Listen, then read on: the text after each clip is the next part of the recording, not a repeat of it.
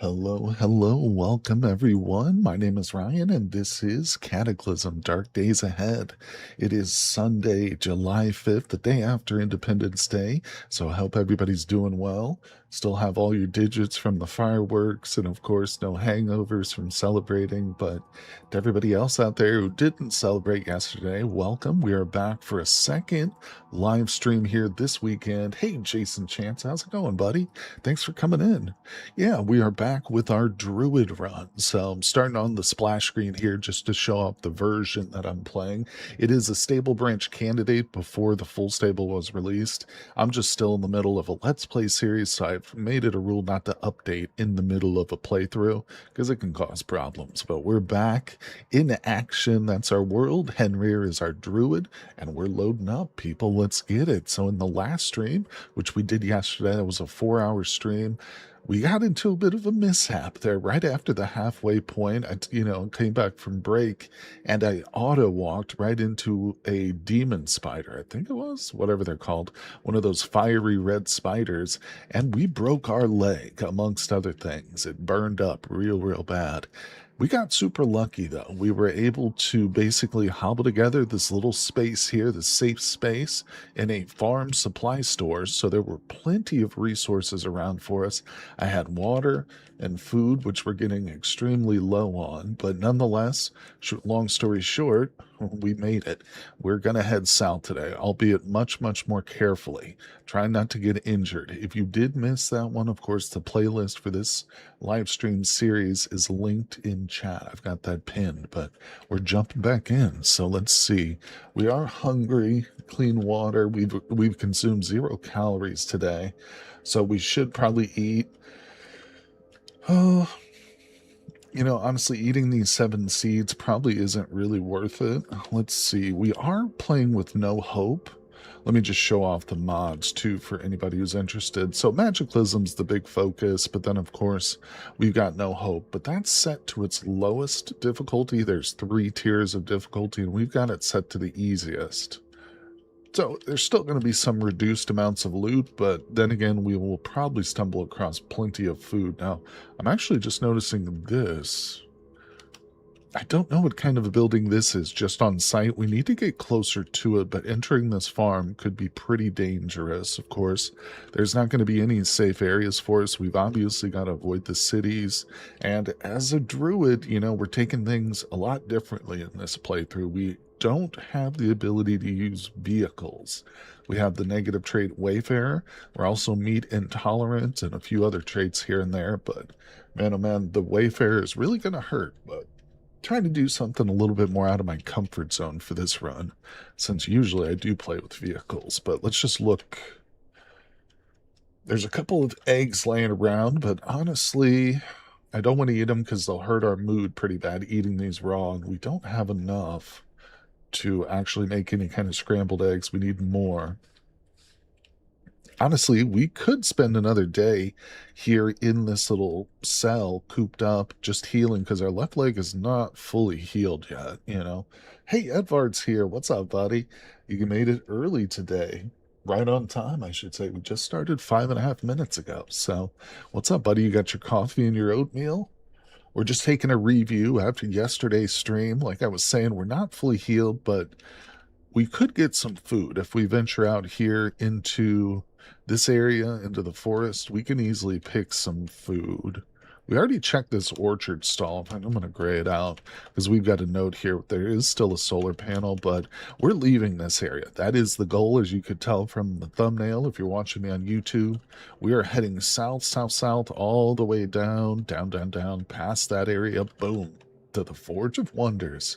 As a druid, of course, we're tapped into the magical powers of the world, and we need more power. So we're headed to the Forge of Wonders, which is the center for all magic in the world. And it calls to us, people. It calls. Hey, Saturn's here. What's up, buddy? Greetings to my extraterrestrial friend. How you doing? It's not technically a nudist run. I don't even know if nudist is a trait. It might be. There might be some trait related to clothing, but we are doing a werewolf run, essentially. So it's not an innate power of our druid, but we have this item called the Wolf's Head Cufflink, which we can use like once a week. It's on cooldown if we use it, but it turns us into a werewolf, and we essentially run around nudie. I mean, no, we've got clothes on, but I like to think it's more of like a Hulk situation. When we get big, your pants just kind of shred off your body. But hey, Cake Berserk, how you doing? Hello, my friend. Hola to you. Welcome. We're back with our Druid run. So, debating on if we stick around here briefly for another day or if we just start heading south. Tell you what, let's just start heading. We'll hit up some of these trailheads. If we find like a car with a little stash of food in it, we should be good. I mean, there's literally 4 different trailheads here with nice woods all around them. So if we see anything nasty, we should be able to just duck into the woods and break line of sight. Let's give it a try. Let's give it a try. Let's make sure we've got everything we want. I think I ended up getting a sewing kit, so I don't need the needle. We've scanned everything we can scan.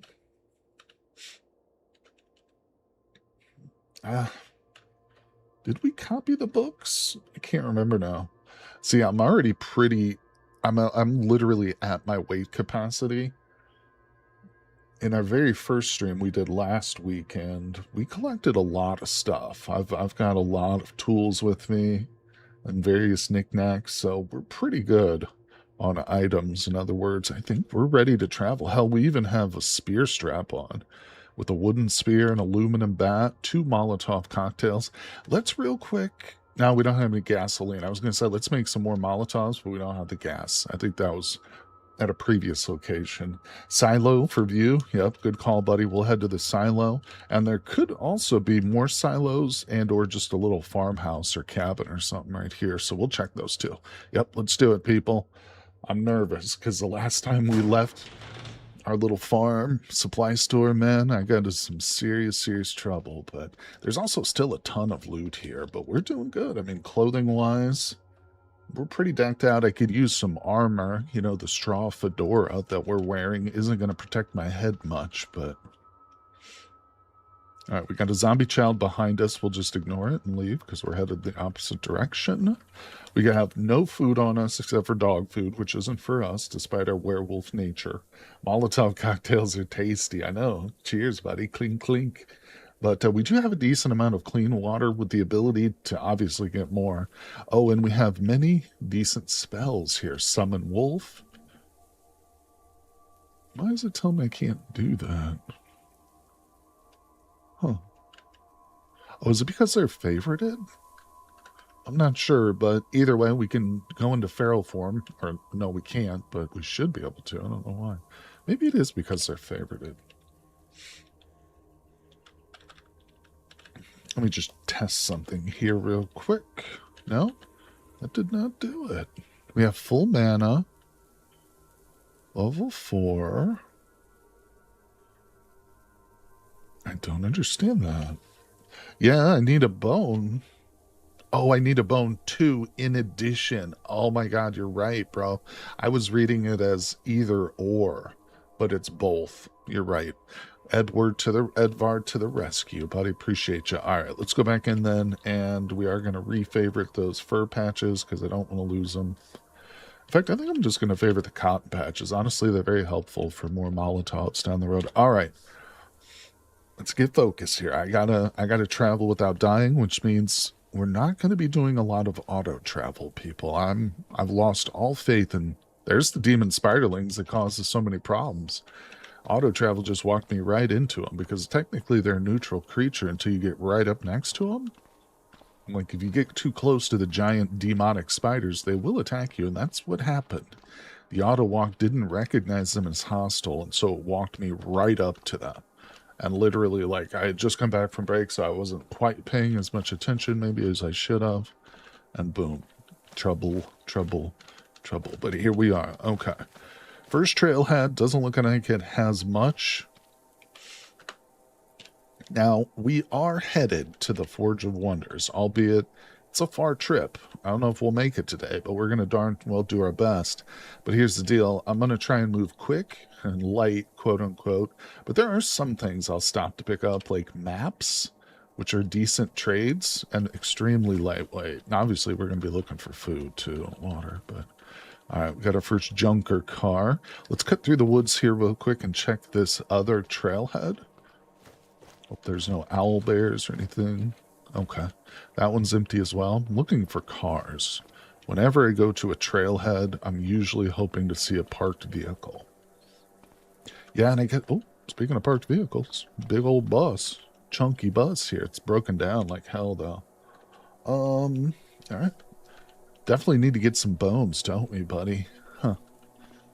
The easiest things to kill would be birds, but like some goose or geeses. But I don't think the geese drop bones when you butcher them.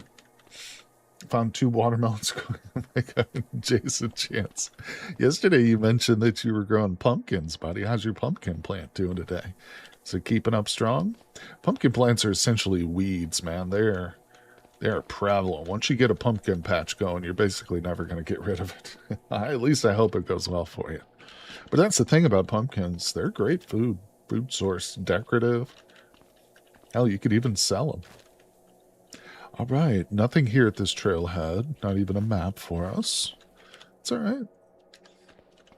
I'd rather come across nothing and just be a little bit hungry than, like, see a murderous killer animal that ravages me. Oh, look at those pretty little green eyes.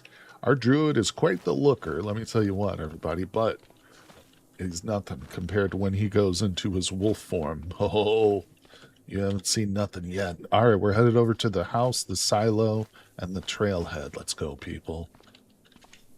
We're moving slow, cautiously. It is day 10 of our playthrough here in-game. So we started on day 60. We're on day 10. A lot of that time period, the bulk of that time, has been passed in a room with a broken leg. Speaking of that, do I have a bandage? Okay. I don't have much antiseptic, so we're going to save it. All right, what are we coming to here? Let's look. Uh-oh. We got a little house. It's not a house, but it's like a cabin, I guess. The pumpkin is even bigger today than it was yesterday. That is the best thing I've ever heard, buddy. A wetsuit hood. Interesting, and to be honest, worth taking because it's made of synthetic fabrics. Not bothering with it. We're trying to travel light. I mean, which is funny to say because I'm already 7 pounds over my technical carry capacity, but it's not affecting my stamina at the moment, so I'm just disregarding the overweight status. All right, let's see. We got a cabin. Doors are closed, windows are barred. We could be looking at some trouble, so let's break out the wooden spear, which actually needs to be redesignated. So let me do that real quick. Just drop that. Why do I have that? Let's go ahead and let's move in. Oh, I hear something. Yep, there's a thump. All right, my encumbrance isn't too bad. Get prepared. Let's be prepared. Doors are locked. Okay. There's something in this cabin, though. Most likely a zombie or two. Oh, but you know what? Good news. Good news. Do you see this banister right here on the front porch? See this? We can climb over it. It has a tremendous slowing. Well, it's only a move cost 150, but it's something that the zombies won't walk over. So it's going to be dark in the house. Let's go ahead and turn on... Oh, God, tell me I have a flashlight. Did I not bring a flashlight, guys? Are you kidding me? That's like the one thing I always have, and I don't have it. I have glow sticks. Well, we got our smartphone. Dang it. All right, we're on the lookout for a flashlight. Like the most basic survival thing you could ever hope to have, and I don't have it. All right, we do have open doors here. We got a meager little amount of light. I think whatever that made that noise was in the back of the house. Oh, I do have dark sight, bro. Okay, wait a second. I cast it yesterday and it didn't really seem to work, but I don't know. Sorry. Yeah, dude, I love glow sticks too, even as an adult. Yeah, glow sticks are super fun. They're like magic, you know. To a kid, it's chemistry, obviously. You know, Saturn is a scientist. He knows it better than I do. But oh, let's put this away. But yeah, glow sticks are, as a kid, they're amazing. Even as an adult, I love them. All right, dark sight. The sight adjusts to the darkness. Oh, okay. So whatever's trapped is behind this door because this little dust cloud just popped up. So it seems dark, but I assume what's happening, Edvard, is I'm just able to see things as though the flashlight was on. Hey, wait a second. I do have a heavy-duty flashlight. Look, it's at the top of the list. It's being worn. It must be on my belt. See, it's right up here at the top. Okay, so I wasn't crazy or stupid or unprepared. Well, I was kind of stupid, a little bit stupid. But, all right, let's grab the spear. I'm nervous. I'm nervous here, Edvard. I see things to people that need to talk. All right, we got a zomboid. Let's move to the south. We're sprinting a little bit. We want to get a bit of an advantage on him. Kind of like really bright moonlight. So it's still dark in like appearance, but we'll just be able to see objects and entities. Yeah. All right, that was an easy kill thanks to the banister. Smartphone is locked, so we can't browse it. Let's just go and chew this caffeinated gum. Give me that. Right out the corpse's body. Not going to bother squishing him right now. Let's continue on. Is Darksight still active? Yep. Alright, we're going to loot it in a minute. Let's just clear it. Excuse me. Yeah, I can tell the Darksight is pretty... Oh, okay. Yeah. We're going to check down there, but let's see what we got. Again, I'm not going to be picking up a lot of stuff. Just looking in case there's anything really unique or interesting or helpful.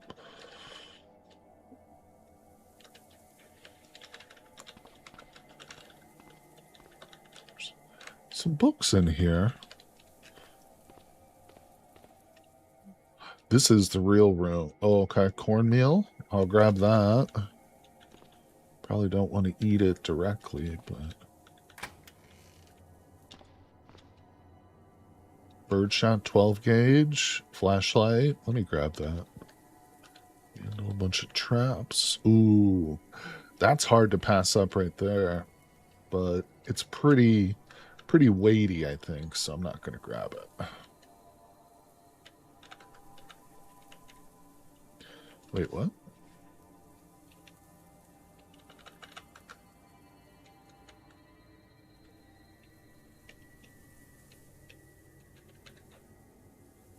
Oh, look, you can browse the advanced AR glasses. I didn't realize that.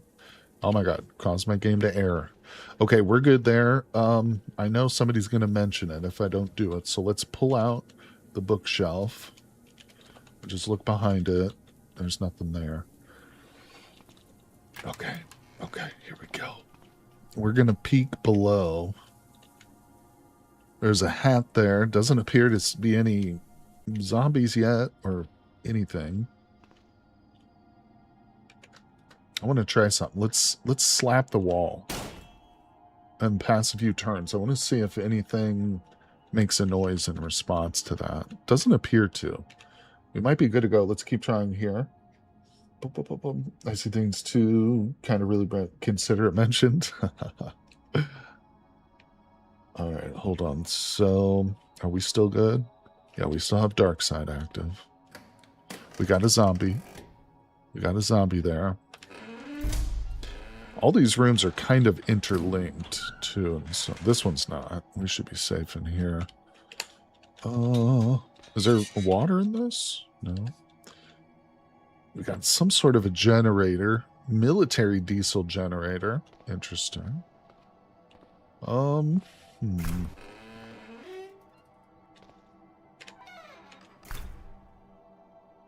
So that zombie is at a pretty strong disadvantage in total darkness. He doesn't even see me. This is actually... Okay, now he sees me.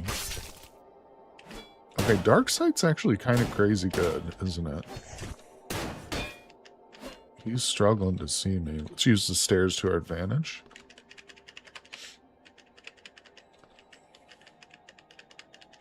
I think he lost me. Go back. Where'd you go, dum-dum? Retreated all the way back. Alright, we got him. We got him. Oh, a love letter. Sad letter home. Duh, this guy's a mailman. Okay. Oh, let's check out down here. I mean, this is a cool little spot. If we were, like, real close to the Forge of Wonders right now, I would be thinking, yeah, this could possibly be a base location, but just gonna do a quick search for any magic stuff and or, like, medicine, maybe. That's probably about the only thing we're really gonna pick up. Oh, I do need a helmet, don't I? I see, like, a nice hard hat or something. We'll grab that. Whoop, whoop, whoop. All right. We're sprinting to get a little distance. Let's engage. Up the stairs. Oops. There we go. Akatato, what's up, my friend? Welcome, welcome. How goes the game development, my friend? It's great to see you, buddy. All right, creature dies. We're good, we're good. Thanks for coming by. That's 2 streams in a row, my friend. So we've got an M1911 pistol here with 6 shots on it. We've decided, you know, we're going to voluntarily kind of opt out of most firearms. We did find a 357 revolver, though, yesterday with a whole bunch of ammunition for it. I think that's going to be the one firearm we allow ourselves. Otherwise, we're going to be kind of relying on magic for the most part. This is the same run. Yep. This is our druid run, my friend. And our leg isn't fully healed yet. It's about halfway since we broke it yesterday, but we're still making the trip south. So if we look here on the map, this was the location we spent most of all of yesterday's stream, right here, and we've so far just traveled to here. So we're making our way south, albeit very, very slowly. All right. Anyway, I don't think there's going to be much else, but there is a secret room, or sometimes there is. Actually, that right there is a keeper. That's medicine. That's medicine. Right here, there should be a secret room. There's also a shotgun trap right there. 45 caliber. I don't think that'll fit in our current, in our pistol. Yeah, 7-shot revolver. I mean, it's not very druid-like, but of any gun or firearm that you would get, it seems like the most druid-like in a way. Yeah, there's a lab. I don't think we're going to spend the time checking out this lab. I mean, for one thing, I'm still partially injured, and I have a temptation to use auto walk. Safe mode turned on. Maybe we'll come back for it one day. Yeah, I know that some labs can be done early game, or so I've been told. But there's so many varieties of labs. I think it's more likely we'll encounter one that's just going to be way above our ability to clear at this point or explore fully. And so I feel like we would probably start to engage with the lab and then just either get injured, die, or end up wasting our time because we can't fully explore it. It is the same map. Yep.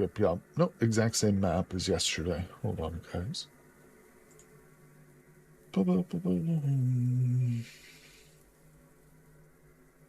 Since okay, I'm sorry, somebody's texting me on Discord, pinging me. Oh, we got a clay golem to the south here.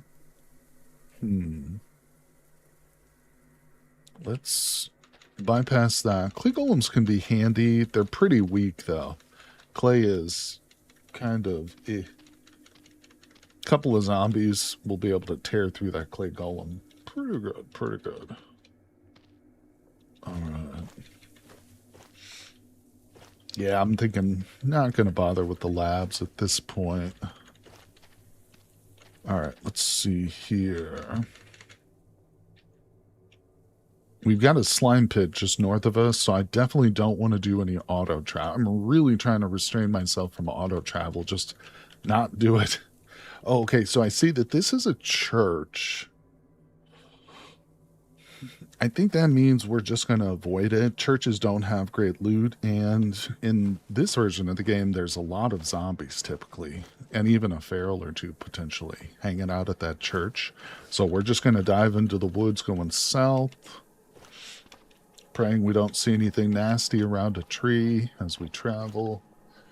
I mean, yesterday when you died multiple times from turrets with safe coming, there were cows and cars. There was a symbol. Oh, I know what you're saying. Actually, technically, it is the same world, but that's almost not relevant because even though that the map is a procedurally generated map, there are certain buildings and things which are always the same in every world. And so when you've played enough, you can recognize, like I was just talking about with the church, for example. I know that a church, even though I don't know exactly what loot is in this church, I know in general kind of what the loot table is going to be for the church. And it's similar layouts too. It's not just loot tables, but it's also the design. Like knowing that there was a secret room in that bunker isn't dependent on the world. It's just because I've seen so many of those bunkers, you know. But it's a good question. It is. Yeah, if you come across like those labs like this, see this L right here? This is a lab. So this is an underground, like experimental. These are end game, like dungeons, essentially. You can think of them as. They're going to have some extremely deadly stuff, but potentially interesting loot too. But there's a huge variety. There might be like 21 or 24 different types of labs, but they are essentially all drawn from the same prototypes or layouts, you know. I think there's a pretty good variety of labs for one thing. But some buildings, there's just one variety, you know, so you're always going to know where everything's at. Same with mine shafts. I can almost clear a mine shaft in my sleep in some ways because they're always the same. All right. It doesn't bother me, though. Surprisingly, that's not an issue for me. Like, there's such a variety to this game in a lot of other ways that the simple fact that certain buildings have, you know, the same layout over and over again, it's cool. And, like, you know, there are those hidden things, too, in a lot of places.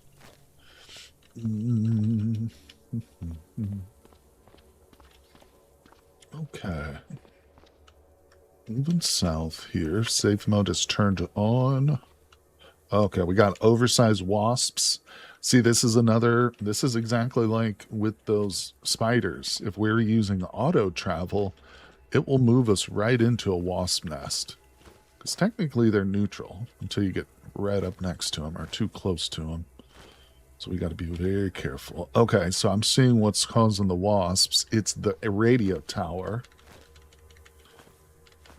which means we cannot climb it to get a view.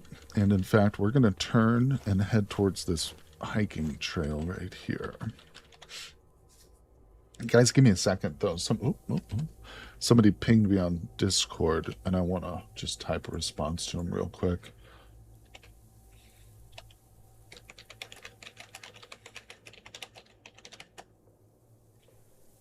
Sorry.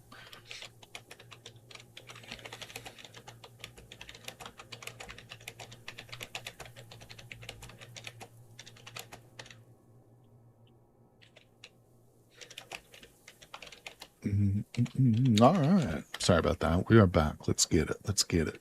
We're traveling. We're going to be streaming for several hours today, everybody. No dying. That means I can't let myself die. It's not allowed, people. We are turning on auto walk. Oh, there's hornets over here in the freaking woods. Now, the good news is, I think, didn't we come across a single canister of tear gas spray? This stuff right here is worth 10 magic spells at our current level. Yeah, so I'm really glad to have that with us. No, I don't. No, I don't, Akatato. I just have a cheapy Red Dragon keyboard. I don't like mechanical keyboards specifically because I try and avoid like background noise when recording or streaming. Yeah, and I don't want people to hear the click of my mouse or my keyboard. When I buy keyboards and mice, I specifically search for like silent keyboards or quiet mice, you know. It's not like it's something anybody's ever complained about, the clicky clicky. I just don't like to hear it as much. I don't like it. It's one of those things I try and avoid. Trying to keep the audio as clear as possible. Let's go. All right, we're headed to this little cabin over here, but I don't want to take a direct route to it because it'll be better approaching it from the road, I think. Okay, we got a car. We're still on the lookout for some food. We're not going to pick up the purification tablets. We'll grab that glow stick because Saturn's daughter loves them, and they're extremely useful. In the game, literally, I never am without glow sticks in this game. I always have a handful of them.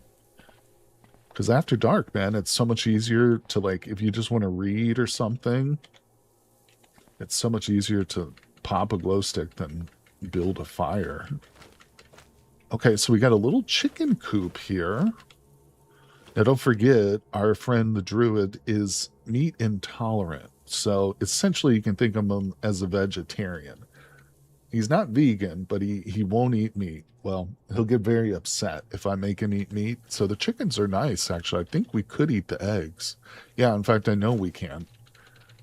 But we're not sticking around. So, let's just check this cabin for any food.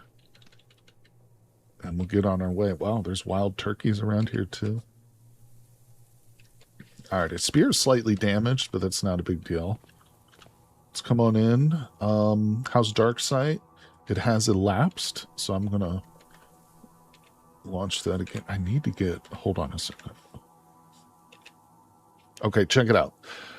I'm getting sick of having to drop everything each time I want to cast a spell, so we're going to spend our point. We have 1 point in the bombastic perks.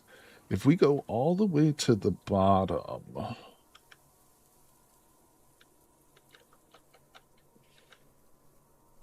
Meta magic perks right here. That's what we want. Meta magic. I want still. You've learned to cast spells without moving. 20%. It increases the casting cost of all spells when this is active. This is toggleable too. You can turn it off. But it ignores arm, leg, and hand encumbrance. Can cast spells while holding items. Can be toggled off. I like this one. Again, there are going to be times where we still want to empty our hands so we don't incur the extra cost. But at the same time, it's a good one. Now I can just cast that little Dark Sight spell, which doesn't really cost much. Boom, with the spear in my hand, you know. But hey, what's going on, Magdalia? Hello, hello. I wonder what would happen if you made a character with meat intolerance, vegetable, and fruit intolerance. Yeah, in that case, you would essentially just be eating junk food. With the 3 traits you just laid out, meat, vegetable, and fruit, yeah, you would be relegated to just eating junk food, I think. But it is basically food intolerance, pretty much. Good food. How's everybody doing? Thanks for coming by the stream, folks. We are on our 3rd live stream for this character. Ooh, a hiking backpack. We have one of those, believe it or not, in our backpack right now. I will take that smudge scroll. Alright, we got Dark Side on. Yeah, so this is a druid. He is a wild druid named Henrir. Take a look at the traits we've got. We were just talking about meat intolerance, but he's also a wayfarer, which means we cannot use vehicles. And that does include bicycles and boats, as well as cars and trucks. So, it's a challenge. I've really got to force myself to kind of come at the run differently than I normally would, you know, which is part of the intention of the run. I so rarely play with druid magic too. Okay, this could have water in it. Yes. Let's have a drink. That'll fill our belly up, but of course we've still had no calories today. But I do want to collect. Oh, I thought we had water. Wait, what? Oh no, I think I left my water behind. I left the dry bag, more importantly. The water can be... No, I have it right here. It's in my inventory. What am I seeing? Why is it telling me I don't have... Oh, I might have done something wrong. Oh, I think I know what it did. All right, it's no big deal. We've got it now. So we looted the water from that hot water. I think initially I put my water into it, and then it was showing that I didn't have any. That's what confused me. But anyway, figured it out. We got extra water. Let's go. Look at this, a little canteen. Plastic canteen. Worthless. I've got a dry bag, people. I don't need that crap. I am trying to make it a point, too, to get into the habit of confiscating all these devices, at least the knowledge, the data from these devices. I'm data, what do they call it? Data farming? Yeah. Mark Twain house jigsaw puzzle. Another Ouija board. What's this game trying to tell me? Throwing all these weird Ouija boards at me. All right, we got 2 more data things that I can steal. This is the real gold. This is the real prize here. No, but genuinely, we can get some really interesting books. I haven't learned any new books yet from that, but all right. Anything else here? I think we're good. Let's go ahead and gray this one out so we know that we've searched it. Did I miss anything, Edvard? Are we good to go? I think we're good. Yeah, I'm not bothering with that crap. All right, we're out. I want to go back for those chickens, though, honestly. Maybe one day. I mean, is there like a fast travel for druids? I feel like... Was there a spell that lets you travel quicker when you're in the forest, or am I thinking of a different game? I don't know. I'm still going to mark it. Because, like, some easy chickens could be really good. Could be really... Yeah, I think we got everything. All right, cool. I'm going to try an extreme risk here. I'm going to auto-travel through the forest, which is stupid, but doing it. All right, let's go. Coming out to the trailhead. Nothing here but bathrooms. Okay, so we've got a choice.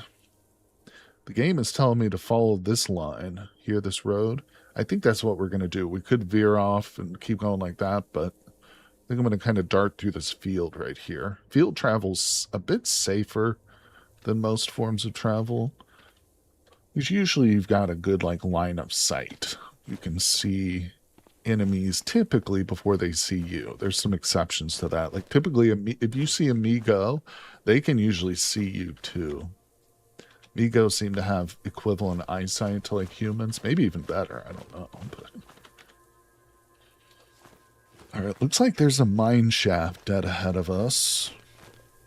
I think that's the building we're coming up to here. Yeah, mine shaft.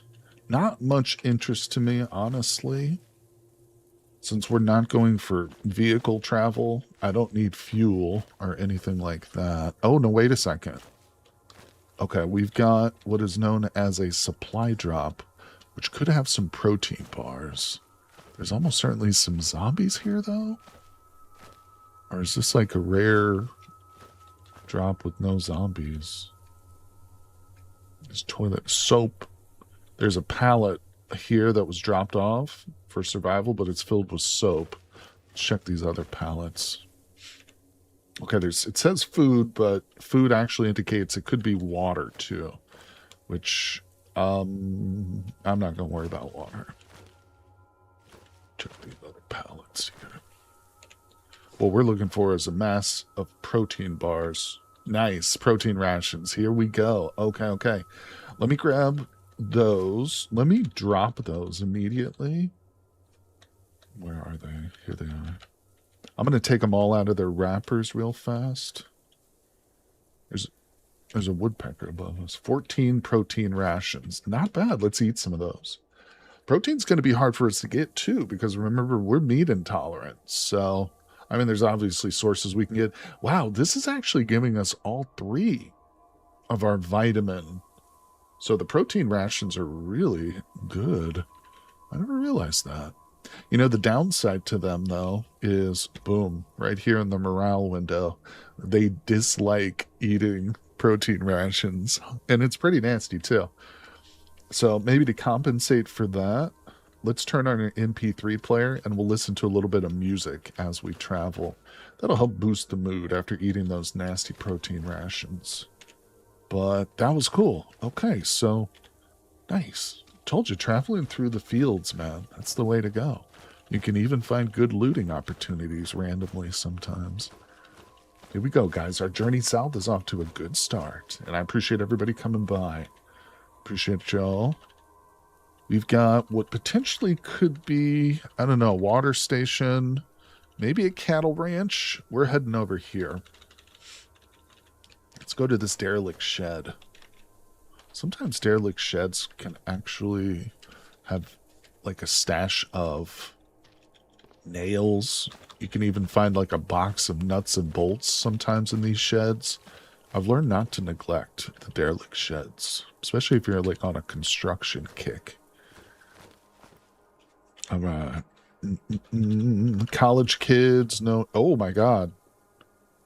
I thought that was either going to be a dairy farm and or a hunting lodge. Turned out to be a military outpost with a zombie horde next to it. Yikes. Okay, so you know what's happening is we're getting squeezed between two cities right here. We've got this city and this city.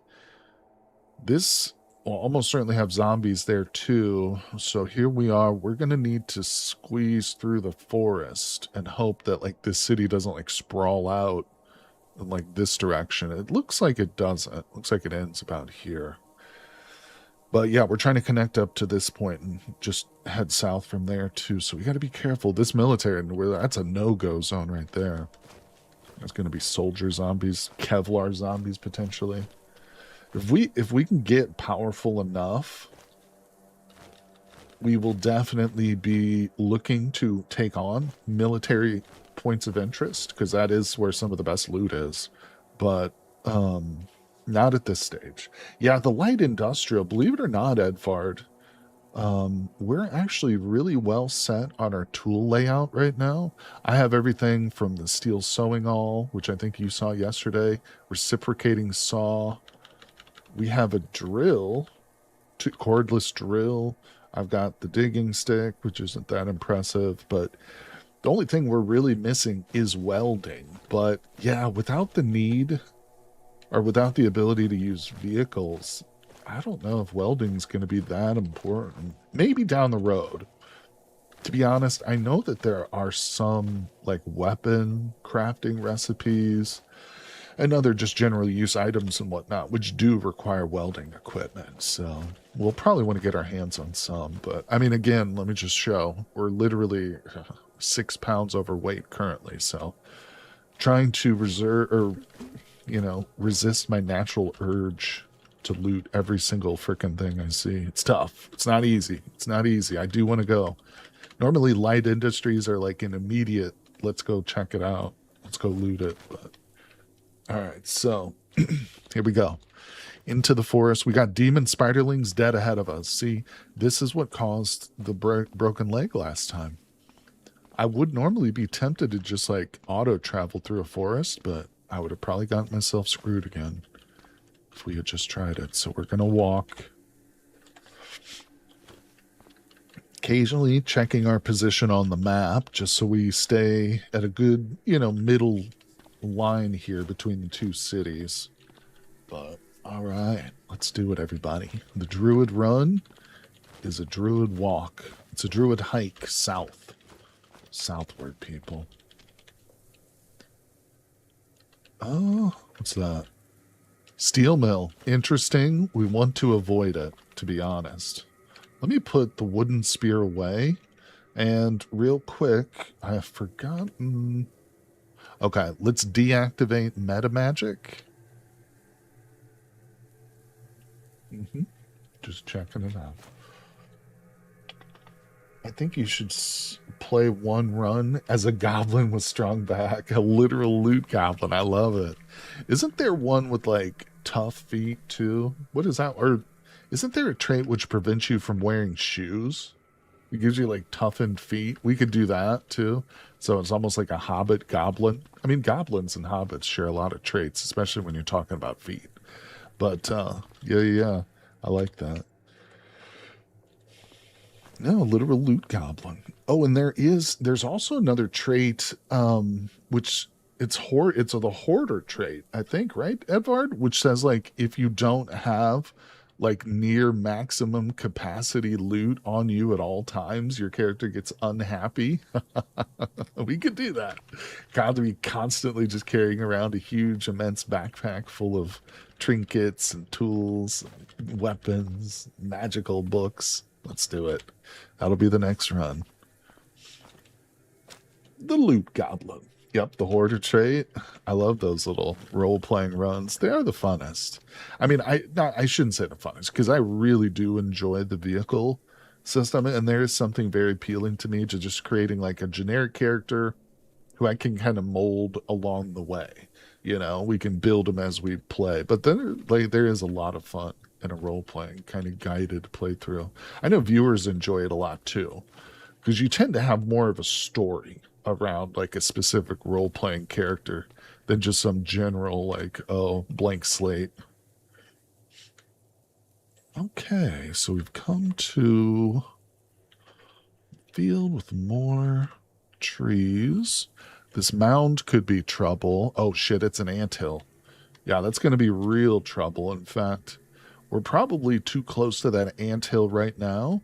So I'm going to start to veer off to the west. We're going to clip the corner of the steel mill, basically, and just diagonal away from the ants. Oh, yeah, there's aphids. Ooh, this could actually be a lot of trouble. Ants in an open field are a pain, but ants in a forest will be deadly, because we'll turn the corner on a tree and there'll be like a soldier ant right there, just aggroed on our faces or something. So let's avoid ants at all costs. It could always be worse, though. They're currently just fire ants. They could be acid ants. It could always be worse in this game. There's a little cabin here, it looks like. You know, since we got those protein bars, we're not, like, really hurting for anything. So we're just traveling. That's the goal. If we can get down to this Forge of Wonders, people, we're going to set up a nice little base. Oh my god, it's really not that far. I think we can do it today, guys. If we're cautious but persistent, we can do it. We can do it. I'm a big believer in, what's the expression? Slow is steady and steady is fast. I'm a big believer in that. You know, I used to be a cashier at a grocery store, and it was like, they would put like the fastest checkers on the 10 items or less, you know, the express aisle. So you had to be real good, but you also had to be like aware, you know, because that would be the aisle that people would go in to try and scam you. If there's a quick change artist, they're going to try and go through like the express, smooth, slow is smooth, and smooth is fast. Exactly. And so it's not, you're not really helping yourself if you're just going real fast, throwing things around. It's more about smooth and awareness. And once you've developed the muscle memory and you've gotten like the skills for the register down and stuff like that, that's when the real speed kicks in. You know what I'm saying? Because that's when you can start to move quickly, but you're also doing it smoothly, like Jason says. I'm a big believer in that for sure. You know, you hear the funny story of the tortoise and the hare as a kid, and it kind of makes some sense to, but in a way it's also kind of counterintuitive. Obviously, a lot of people probably hear that story and they're like, yeah, that's bullshit, I'm sure the rabbit would win, and in a real race it would. But there's some truth there. There's a hidden truth which you really have to experience. Okay. So we just randomly encountered a zombie soldier here in the woods. Now he is close enough that he has seen me, but not close enough that he's going to be able to grab me and like immediately murder me. So let's turn off safe mode so I can just maneuver. We're going to double back, go in this direction away from him. Now we'll start. He's still popping up on my screen occasionally, but I think we're going to lose him. There's nothing marked there, so I'm wondering where the zombie soldier just in the woods randomly came from. But hey, it's the apocalypse, people, you know. Oh, you know what movie I watched last night? And I absolutely loved it. 28 years later. Haha, kind of appropriate for the Cataclysm run. Go check out 28 Years Later. I think is it Ray Fiennes? I can't remember the actor's name. It was really good. I liked it a lot. It had some Cataclysm type elements in a way to it. All right, so we're coming up to a road here. I mean, it's telling me to just travel through the forest, which I think is what we're going to do. Let me turn safe mode back on. That would be smart. All right, we're coming up to our road, but we're just going to briefly check it. Okay, there's a zombie dog to the south of us, which is not good. That's directly that's where we wanted to go. What are this? Oh, we've got another anthill. Now that's over here to the west. So, you know what? We're going to move along the road here for a time. Eastward, away from the dog and away from the anthill. I'm telling you, those ants are a real problem. Even in a vehicle, an ant's nest is an incredible annoyance. All right, we got a zombie cop to our right now, so we've reached a roadblock here. Let's hope that we can now head south and split the difference between the cops, the zombie dog, and the ants. All right, here we go. We're going into the forest, people. This is our home. We don't need to be afraid of the forest. We're a druid, people. Let's go. I wish we could make some, like, genuine leather clothes and stuff. Maybe that's what we'll do. Once we settle down, we'll focus on getting, like, some leather armor going and stuff. But, I don't know. I feel bad killing animals. Maybe we can scavenge. We'll see. We'll see how it goes. I wish we could do true animal husbandry. I mean, we can... Oh, okay. There's a giant acidic ant to our left. It's a soldier ant. He's pretty close to our position. Uncomfortably so. So I'm going to continue to push eastward a bit more. Hopefully giving ourselves a bit of a buffer between the ants and us. They really spread out. The ants do. You know what I should be doing is something like this. But this is more helpful for, like, when you've got a car, essentially, but just to kind of remind me. Now it's very apparent that there's ants there. Now, but that's helpful. One thing, you know, I've been doing, Edvard and anybody else who, when I am playing on an area that I plan on driving around a lot, back and forth, maybe between my base and like the Forge of Wonders. One thing I've been doing, because oftentimes when you auto travel, it'll take you the shortest direction, which is oftentimes through a city like this. So I will set up I'll say T for town, and I'll set up like a nice big zone like that. Could even be a little bit bigger. And so then when I tell my vehicle, obviously it's not that appropriate for this run, but when I'm driving, I can be like, we just want to go through here, and it will only take you through this little gap, you know, as opposed to driving you right through this big city and getting your ass killed. It's something I've been doing. I would do that over here probably, but anyway. We'll probably do that in future runs when we have more vehicles going around. Oh, I want to do a run. Yo, how about the loot hoarder? The goblin, the loot goblin? He's a motorcycle junkie too. How about that, Edvard? So the only vehicles that he will drive will be motorcycles. And we're talking, it has to have a motorcycle engine. Can't be one of these like souped up homemade things with like a V6 engine in it. Because I do love making my custom vehicles, but motorcycle all the way. Roadhog. All right, here we go. I wish I had more variety of motorcycles. Actually, they do kind of have the quad motorcycle, the tri motorcycle, whatever those are called, with 4 and 3 wheels. Those are in the game. All right, here we go. We're traveling, people. The forest is our home. Hey, Katrina. Welcome. Hi there. Yes, we did not do our fantasy forest stream this weekend, just because I think since we've got the big NPC update, which I'm sure you're aware of, coming out in a month or so. I think they said it would take them at least a month or more. I figured we'd take a little break, and I want to come back to it when that next big update comes out. because I think that's going to be a lot of fun. But I appreciate you dropping in and saying hello.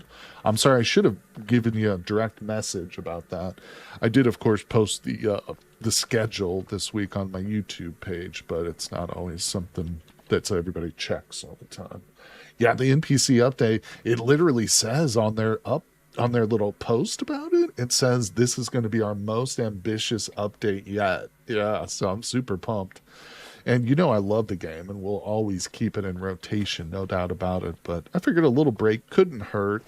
And since we just started this run with our little druid character, oh, who, by the way, is meat intolerant, he's a vegetarian. Not a true vegan like you, Cat, but he is a vegetarian. Either way, it's great to hear from you again, Cat. I don't know if you've ever looked into Cataclysm, Dark Days Ahead, which of course is the game we're playing now, but it's a phenomenal game. It's one of my favorite games of all time. All right, so you did miss the last two or three. Yeah, no, it's not your fault, obviously. I feel like it was time for a little break. You know, it's always good, even with games that we love, to take a little bit of a breather from them for a month or two, because especially when you're looking forward to like a new update, because even for viewers, then, you know, the hype kind of builds around it and stuff. I think that's one of the big mistakes like Disney makes with their Star Wars content and a lot of the franchises that they now own.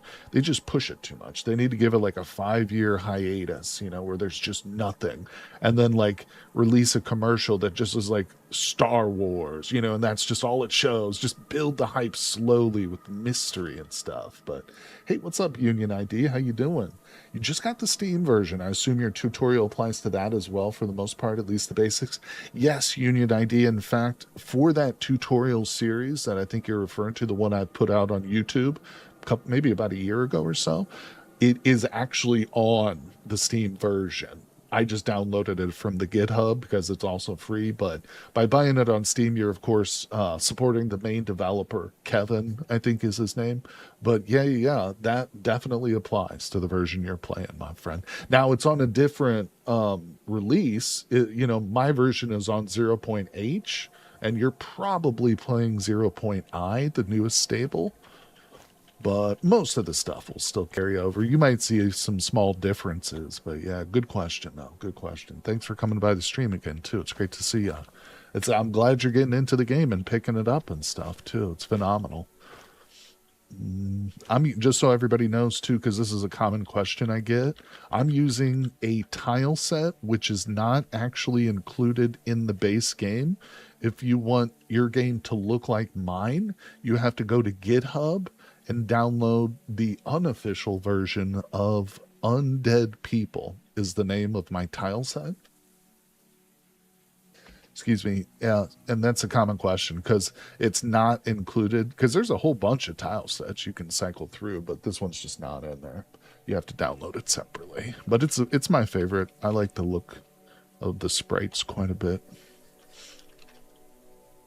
All right, yeah, I think we're going to exit the forest because, again, travel through these plains or these fields is always nice. Okay, we're at this cave right here, a mound of dirt. Oh, you know what? I think that's a dermatic nest. And I am way too close. Oh, it sure shit is. There's a dermatic right over there. So dermatics are like wasps. Very similar. They're actually a waspoid type. Oh, God, there's one to the south of us. But they're immediately hostile. You know what? Unlike wasps, which are true neutral until you get right up next to them, dermatics will attack you on sight. So I think we need to go back into the forest for cover. And we're going to turn south. Oh, shit, there's a dermatic right there. Okay, it doesn't see me yet, though. Yeah, we need to try and get past this dermatic nest before we enter the field. Instead of trying to go through the swarm. Whoo! Yes, we have explored a lot. Did it for the dev support, thanks. Yeah, no problem, Union. It's, you know, it's one of my favorite games. I started playing it maybe 2 years ago, and it was because of a commenter just on a different live stream. Somebody just happened to recommend. I was probably doing like Caves of Cud or a related type of game. Somebody mentioned it, and I finally looked into it. steep learning curve. You've really got to spend a lot of time just dying over and over again and reading through menus and memorizing all the keybinds that this game has. But once you get comfortable with it, man, is it a great and rewarding gaming experience. Hey, Tachyon. My character is normal weight. He's not overweight. He's normal. Although there's nothing wrong with being overweight. It's good. You need a good thick layer of blubber built up in the apocalypse. That's my opinion. Hey, what's up, Arcania? Wasps don't usually lay eggs under your skin. Dermatics will. That's a good point. Yeah, that's good. The dermatic. Oh, I never thought about that. Yeah, yeah, Arcania. That's right. That's right. No, the wasp will just paralyze you with their stings, but the dermatics will lay eggs under your skin, and you'll get like a message like a day or two later. You'll just get this message that pops up and says the skin of your left arm is extremely itchy. And if you don't take anti-parasitic drugs, yeah, you're gonna have baby wasps just burst from your arm or wherever. I reckon you really like Dungeon Crawl Stone Soup. Is that one you've shared before, maybe, Kat? Maybe. I do love the roguelike genre of games, though, personally, very much. The hard thing about it, though, is, and not to keep gloating or glazing, as the kids say, this game, but it's actually kind of difficult for me to play other roguelike games now after spending so much time in Cataclysm and really developing a love for this game, because all I think about when I'm playing like Caves of Cod or Unreal World is, man, I wish I was playing Cataclysm right now instead. But I do love the roguelike genre. And some of those games really do bring their own vibe to the genre, like Caves of Cod. Very unique game, super fun. So I shouldn't just shit on all roguelikes like that. But, I always say that a great artist is one who changes the genre, whether we're talking about Picasso or Hemingway. It's someone who comes about, and every subsequent artist after them is influenced by their work, so to speak, to a lesser or greater degree. And I think that holds true with video games. You would call a video game great if it has in some way transformed its genre. It has changed the genre. You can mark the timeline of roguelike games before Cataclysm and after Cataclysm. And I think that's appropriate with this game. Because some category or some games will never affect their category, the genre that they're in that profound of a way. What's with the listening to the guitar solo message? So currently we have this little flag, which again, it's hard to interpret what this is exactly, but we're currently listening to our MP3 player. See this yellowed item? This is my inventory, obviously. The MP3 player is on, and it's in our ears, and it's telling me as we go. Occasionally it'll pop up and tell you what kind of music you're listening to for immersion. But the music helps to keep my guy happy. So if we open our morale screen, Cat, we've got music going. That's given me a mood boost because currently he's a little bit upset because he's cold wet, and we ate some crappy food earlier. We ate some nasty protein rations, which affected his mood negatively. So that's why we got the music on to kind of help balance him out. You can get just a general heads up view of his mood from this little happy face right here. This will change to a sad face, whatnot, as you go. But Yep. Oh, the flag means I can't hear. Oh, okay. Yeah. So I'm currently unable to hear things because of the music. Yeah. The music's good for mood, but like Edvard points out, it disables your hearing. And if I were to get into combat while I had, the music in my ears, it's also not good to do. You want to turn your music off before you get into combat. All right, we got another slime pit down here, so let's pay attention to that and not get entrapped by slimes. Slimes will be a lot easier to avoid than ants will, though. Yep, we can recharge our batteries. That's right. We would need a power source, so what I would normally do Yeah, the battery is counting down 46 of 50. It's got a cable. Currently, the cable's attached to my ears. But if I had a car battery hooked up to a solar panel, for instance, then I could recharge this. Also, you can see my smartphone down here has got the battery on it. Of course, there's things like we have some thread, there's kerosene. This game is so deep, Cat. I guarantee if you give it a little bit of time, you're going to want to play it. And it is free. It's an open source game. One of the chatters earlier mentioned that they just purchased the game on Steam. That's not necessary. You can download it for free from GitHub. It's not pirating or anything like that. It is an open source free game. The Steam version is literally just like a donation for the developers, but it's a community project, meaning like there's mods that many people have contributed to. Super fantastic game. Yeah, so we're currently playing with the mod called Magicalism, Cat. All the mods you see are included in the base game. You don't have to download the mods separately. You just pick and choose which ones you want active in which world. And Magicalism introduces not just wands, but entire spell schools. So this is my spell screen.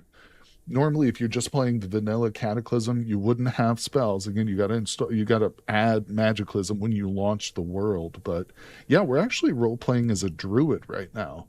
I've got druid spells, and I think there's like 8 spell schools. It's a really well thought out magic system too, Kat. You would like it as a fan of D&D. It's well balanced. You know, it borrows a lot of kind of spells from D&D, but it does its own thing with them too. You know what I mean? It's really cool. And it's like there are some schools like if you focus on druidic magic, then it will lock you out of its opposite school. You know what I'm saying? So like you can't get into technomancy, I think, if you're a druid. And each one of the spell schools does that. It will lock you out of its like opposite side. But I'd probably buy it on Steam to support the dub as long as it's not overly expensive. I don't know what it's at, Cat. Yeah, but definitely stick it on the wish list if you're interested and wait for a sale or just pick it up whenever if it's not too bad of a price. I recommend it. I've got a tutorial series on it, but of course, Cat, since you're a Patreon, I'm always there to help answer questions. We do have a Discord channel devoted to Cataclysm too. It doesn't get a lot of chatter these days, but you know, we've had several members, and we do still have several members who also play it. All right, here we go. Oh, Druid locks you off to Biomancer. Thank you, Edvard. That's good to know. Yeah, batteries are fairly common. Some batteries, well, there's just different varieties of batteries. Like the MP3 player is so small, you can't actually eject the battery from this. You literally just have to plug it in to a separate battery, but that's just getting into the minutia a little bit.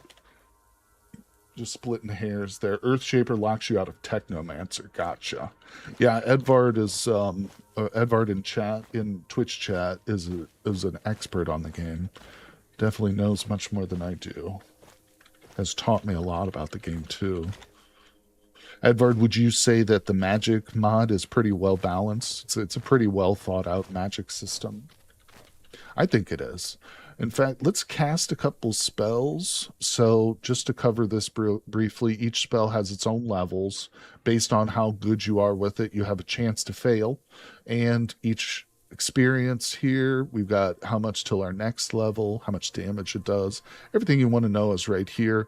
And of course, by practicing it, we can get better and better, level it up. And I don't have to, cast it at an enemy necessarily. We could just kind of sit here in the field and throw around our jolt spell a couple of times. Boom. I like to do that to keep my mana pool like somewhat emptied. Not totally empty, but I try and, maintain at least some mana loss so that we're constantly practicing our spells, You do like the magic system. Expert, I don't think anyone is an expert at this guy. That's true. There's so much to it. Let's see, do I have a towel? One of the things I didn't really prepare was a towel, and we're currently cold and wet, and I'd really like to dry off and heat him up. We might want to stop and make a fire at some point if we get really bad. Okay, we got a mass grave ahead of us, so we're going to bypass that before we even encounter it. Hey, what's up, Dickie? How you doing, my friend? So far, what's for lunch? Protein bars, protein rations, and clean water. The wet dog food is for our future companion. All right, let's see here. Oh, this is good news. So we've got a trailhead with a vehicle, which has potentially got some loot in it. Oh yeah, look at this. We got dried rice, some instant cocoa, and some graham crackers. A beginner's guide to magic. What? Oh, no way. Magic missile, phase door, magic light, and sound bomb. So we just found a magic book in a random car parked at the end of a trail here. We're going to grab that. It'll teach us school spells from the school Magus, which is a good spell school. It's very nice. It's got magic missile, which is one of my favorite spells, but I don't know. Should we go for that? Should Magus be our fourth spell school? Because we're going Druid, Earth Shaper, Storm Shaper, and I think we can have a fourth one, right? Yeah, maybe it's going to be Magus then. Let me make sure I got everything. Okay. I wonder why I can't eat the salt. Oh, we can't have meat. That's right. So the game does count fish as a meat. That's good. That's good. Let me check something. Ooh, it's got large storage batteries. I'm just going to remember this vehicle if we ever potentially come up this way. Magus is a good fourth. Okay. Well, obviously we're taking the book with us, and we'll learn a couple Magus spells as a fourth option. Yeah, Magus is kind of an all-arounder. It's got everything from offensive spells like Magic Missile, which in some games Magic Missile is kind of underwhelming. In this game, it's a real good spell. It's not like overly powerful, but it's super functional. Let's check this trunk. Yeah, we're at the limit of our carrying capacity, right? I can't even pick up things like rolls of duct tape because I've just got so much crap on me. But we're making our way to the south, hopefully to our future home. All right, where are we going? We're not that far from it. Oh my God, we're so close too, people. Slow and steady. Smooth as fast. Yeah. What is it? I've forgotten already. All right, we're moving. Distracted. We are chilly though. We need to make sure we don't get too cold. That could be a problem. Magic Missile trivializes the small, hard-to-hit enemies like flesh raptors and swarming magic amalgamations. That's right. It really does. You know, the one thing that I would say it's a little bit too overpowered on is not the fact that it can shoot through walls or the fact that it never misses, which are both true, but because you can get so many launches of it off before like your enemy attacks you, because I guess it takes like almost no time at all to just wave the wand. So you can launch like 6 magic missiles before like a zombie will move once or whatever your opponent is. Yeah, but it's a pretty overpowered spell. But I do like it. It saved my life many, many times. In fact, it saved our life in this run because we don't actually know the spell, but we do have a wand of magic missiles, which I used in the last live stream to literally save our lives. We were getting attacked by a zombie dog. All right, let's check this trailhead here, and then we're going to make a straight beeline to the forge, people. We'll grab this little map right here. Oh, look, I can't even fit this map in my inventory. Oh, my God. I'm way too overloaded. Let's drop the boxes, and I think if we just unload and pick up the stuff, that'll clear out a bit of room. But let's go ahead and favorite the food items. Using Magic Missile Wand is only like 20 actions, while moving is typically... Yeah, so you could literally get like 5 casts in one normal action move. Casting Magic Missile takes longer than using a wand, though. Well, that's a good point, Edvard. Couldn't find Cataclysm on Steam. Oh, really? Found it on Steam on the web. Oh, to not show nudity. It's around full price currently, 14 on sale. Whoa, excuse me. Yeah, I mean, it's like I say, if that's a little high, or if you want to wait till it's on sale, you can still play it now. Download it from GitHub for free, and then just purchase it as like essentially a donation later down the road. But it's up to you, of course. If you know, I'm just saying, if you like the look of it and you want to play it today, right away, there's an option for sure, for sure. And let me tell you what, Kat, if you do get into it, you're gonna get addicted. But that's okay because I'm addicted to it as well. All right. So here's an interesting thing. I just picked up this trail guide, and it's actually a map. And it will, if we read it, we have the option to read this. It will light up new trails here on the world map for us. So, like these little trails, which have just appeared kind of in the fog area, this is because of that map. You know, I haven't actually visited these spots, we just learned it from the map. How good have the tile sets gotten? That's funny. Last generation, maybe cheaper. Yeah, the last generation, there's a couple of forks for the game, Cat, or anybody else who's new out there. So this is Cataclysm Dark Days Ahead, the original. Then there's Cataclysm the Last Generation, which is a fork by a YouTuber and developer named Worm Girl. She didn't like the mutation system that's been revamped and updated and a few other things, so she made her own fork of the game. And again, this is an open source game, so it's perfectly legal, obviously. There's also another fork called Cataclysm Bright Nights. And to be honest, I don't know Bright Nights at all. I've never played it, so I can't really give you a critique of what that is or how it's different, but it is a different fork of Cataclysm. Oh, no, we're not. Oh, no, traveling. When will we get Sky Island 14 viewable to non-members? I think that's coming out tonight, Jason. Let me check the lineup here on my videos. Is that 14 coming up? Yeah, 14's tonight.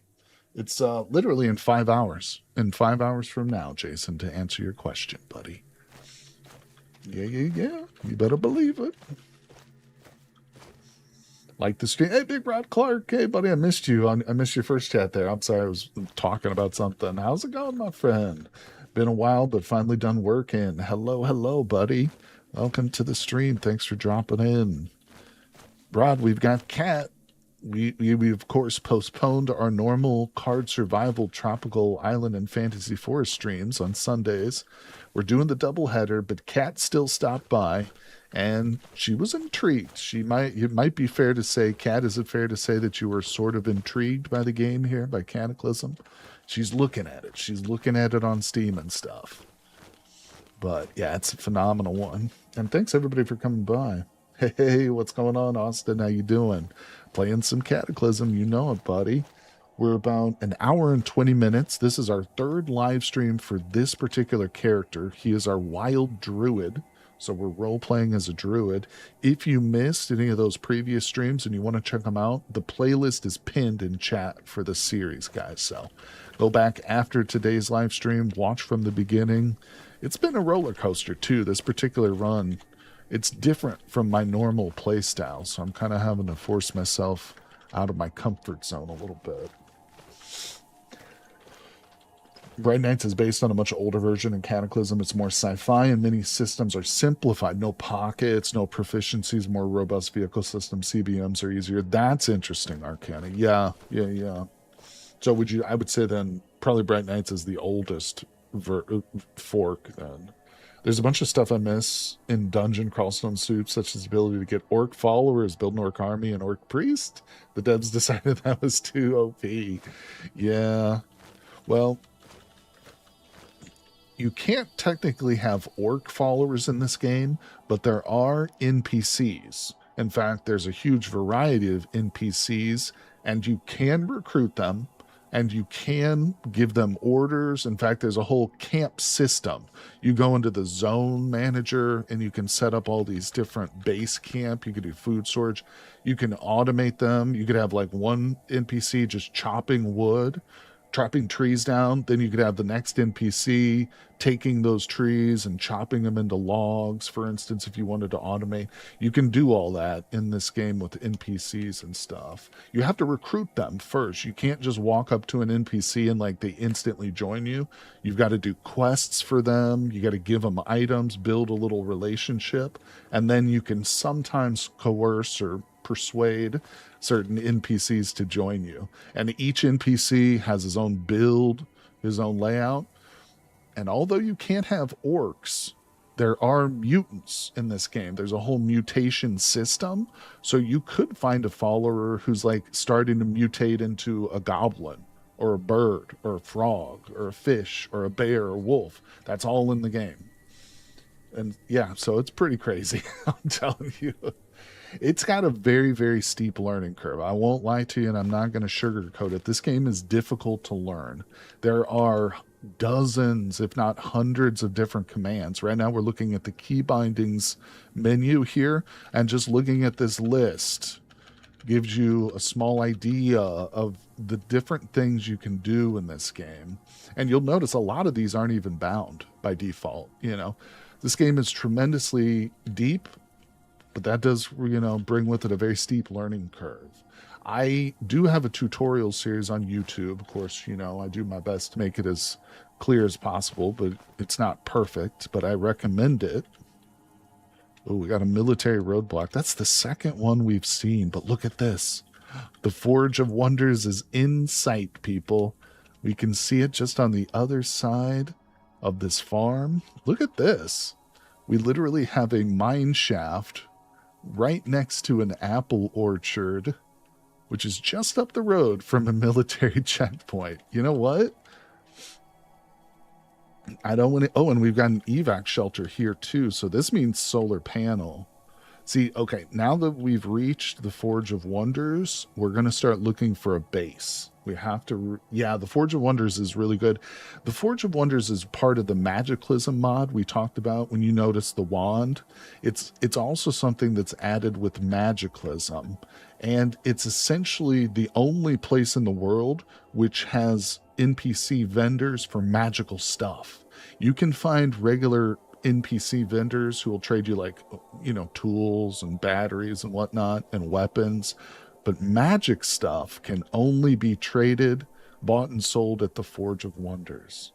So this is why we are coming here, and now that we're here, we're going to set up a permanent base. We're going to start looking for a place to clear and make safe and fortify and all that good stuff. So yeah, the Forge of Wonders, and we'll get into like how you buy and trade with them, because it's a pretty easy system to understand, but it's difficult to master. So like when we visit the Forge for the first time, we'll barely be able to afford anything because the prices are extremely high, but the magical items that you can get are amazing. They've got some really cool stuff.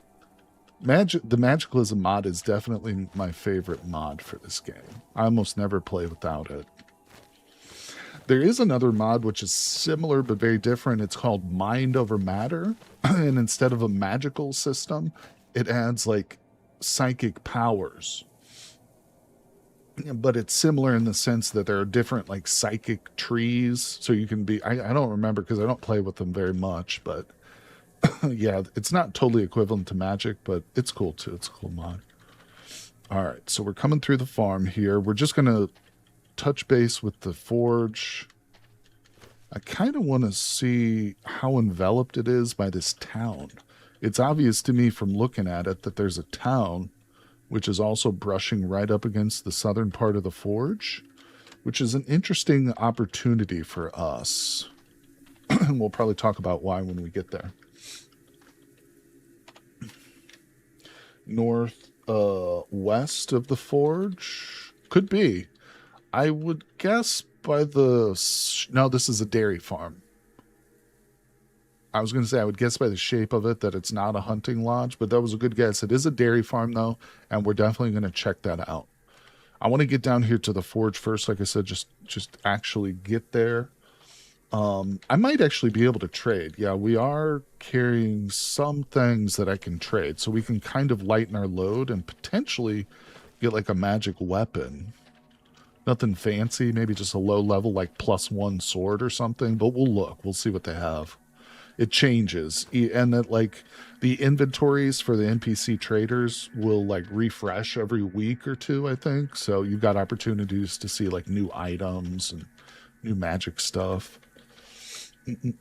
Dairy farms, okay. Yeah, hey, listen, if there's no zombie cows, then we're in luck. Now, remember, we can't eat the meat, but we could definitely drink the milk because we are vegetarians, not vegans, technically. Well, we're just meat intolerant. So we can eat eggs and milk and cheese and stuff, but as a druid, you know, we don't eat anything that has a mother, basically. Although eggs do technically have mothers, and we're going to gobble down some eggs, but that's the exception. What's a good criteria for a home base? Water source, limited access points, food sources, no monsters around, good shelter. Yeah, water is definitely a big one. Excuse me. Unfortunately, one of the things which isn't a huge threat is like wandering hordes. There's an option when you create your world to turn on wandering zombie hordes. So as you might expect, like a city area is just going to be absolutely jam-packed with these hordes of zombies. In the vanilla world, if you don't turn on the setting, they'll just kind of stay stationary. But if you turn it on, they can wander into your base and stuff. So I would recommend that just because it's more difficult, but it's also more realistic. I have it turned on in this world too. But so to answer your question, yes, you do need to like have a good fortification for it. Water source is extremely important. There's a few other things we'll talk about too, as we because that's effectively what we're going to be doing here very shortly, is looking for a base, looking for a permanent base. My personal favorite cat is a prison. I really like a prison base, as you could probably guess. The reasons why it meets a lot of the criteria. It's got very good security, only one way in and one way out. Tons of different, there's lots of loot there too. And we're talking good loot, like weapons, riot armor.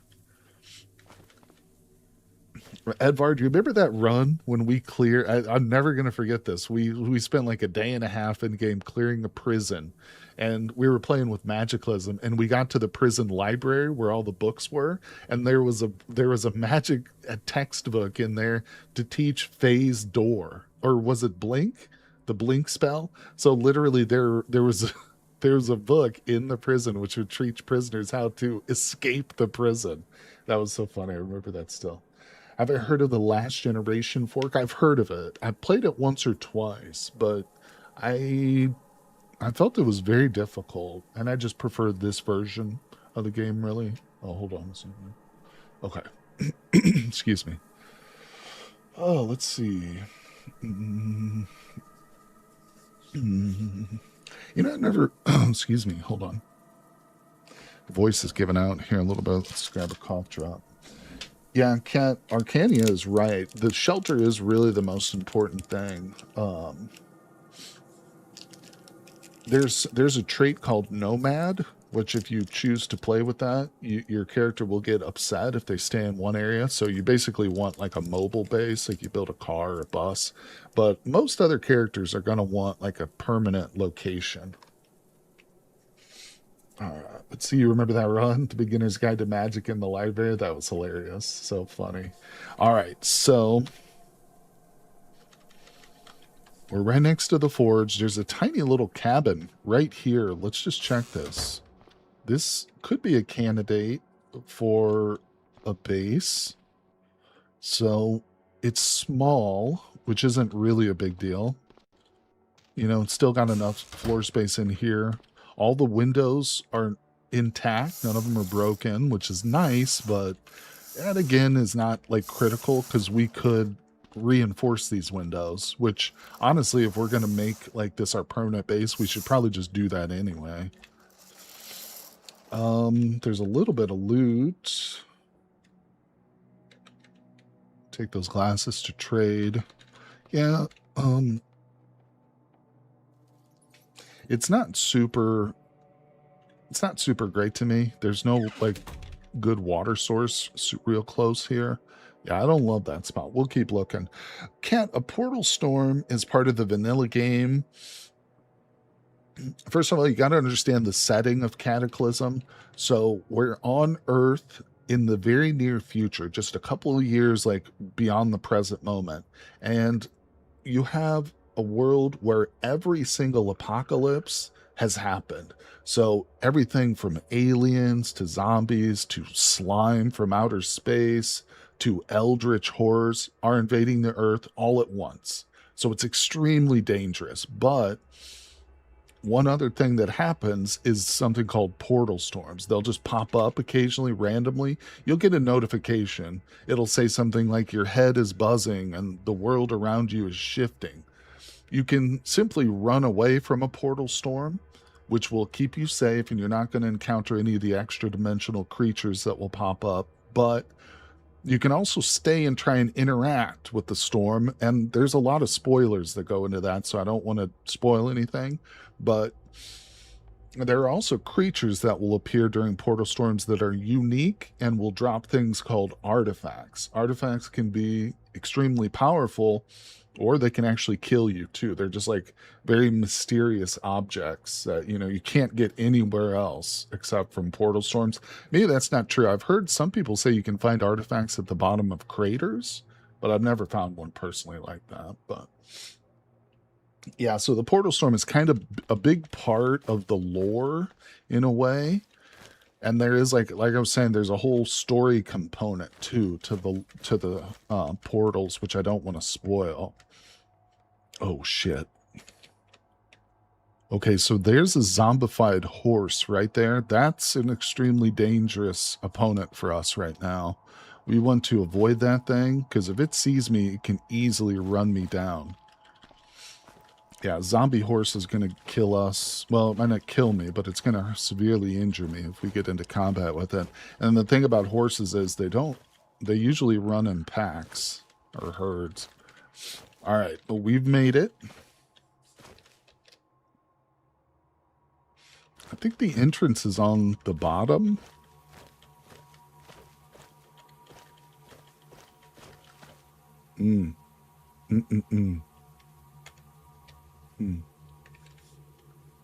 Okay, safe mode's turned off. Oh yeah, we got zombies all around us. I can't honestly see. Is the forge on this side or the entrance on this side? Man, this is going to be tricky. We've got zombie horses to the north of us. There are humanoid zombies and elf zombies to the south and all around us. We need to find the entrance. Oh boy, we can't go that direction. There's just simply too many zombies in that direction. All right, first things first, let's turn off our music so we're better able to fight if it comes to that. Super volcanoes, Nick. Well, that's true. Yeah. I'm being a little bit, what's the term I'm looking for? I'm exaggerating a bit when I say every one of them. You're right. None of them are like world ending, like initially. It's not like super volcanoes, but it's basically all the science fiction ones you would see. Like I said, alien invasion, zombies. There are giant mutated bugs, you know. There are zombified cyborgs from space. So there's all kinds of wild stuff. Yeah, more like every science fiction apocalypse, plus apocalyptic human responses to these things too. Yeah. Uh-huh. I think part of the lore too is that there was some conflict between China and the US, but one cool thing about it is you can learn a lot of the lore from in-game hints and books and survivor's notes if you choose to read them. You know, a lot of the times you can just walk through a field and you'll find like a newspaper clipping and it'll have a story about like the last day before the apocalypse hit, like what caused it, you know, or give you hints about what caused it and stuff. So there is a story kind of behind, you know, why the world is the way it is, but you've got to piece it together with in-game hints and discoveries and lore text. All right, so we're trying to find the entrance. The Forge of Wonders contains NPCs which have very powerful items so we can trade, but it also contains guards. Essentially clockwork constructions, which are extremely powerful, and they will attack any hostile entities. And there's a lot of them, and they're very, very good against zombies. So what we can do is use them to help us clear this town, because the Forge of Wonders spawned with a little town like right next to it. The forge workers are probably naturally going to be drawn out to start killing zombies, but we can also encourage it too a little bit. All right, so yeah, the entrance is right here. Okay, so we've got a bit of a choice to make. Actually, there's not much of a choice at all. What we have to do is we have to sprint from here to the middle. The entrance is like right here where this gap is in the wall. And you can see that the zombies are already being killed. Oh, okay, look at this. There's actually 8 Forgeborn already out here. These are the clockwork constructions used by the Forge of Wonders as protection. Gaudy, overwrought clockwork creature you've ever seen. One of us. So this is like a guard, but it won't attack us as long as we're not hostile or we don't do anything stupid. But it will clear these zombies out of here, and then we can come by and scavenge the loot. Freebies, man, freebies. And I will come through here and smash these probably, but right now I'm just giving it a quick look over. All right, so what's up, Saturn? Did we kill the bad guys yet? No. But we did make it to the forge, so the big goal of today's stream at least has been accomplished. Now we've got to move on and find a base. But let's get into the forge and see if we can do some quick trading. Yeah. Then we got to find a base. We're going to look around. All right, let's stick with our plan.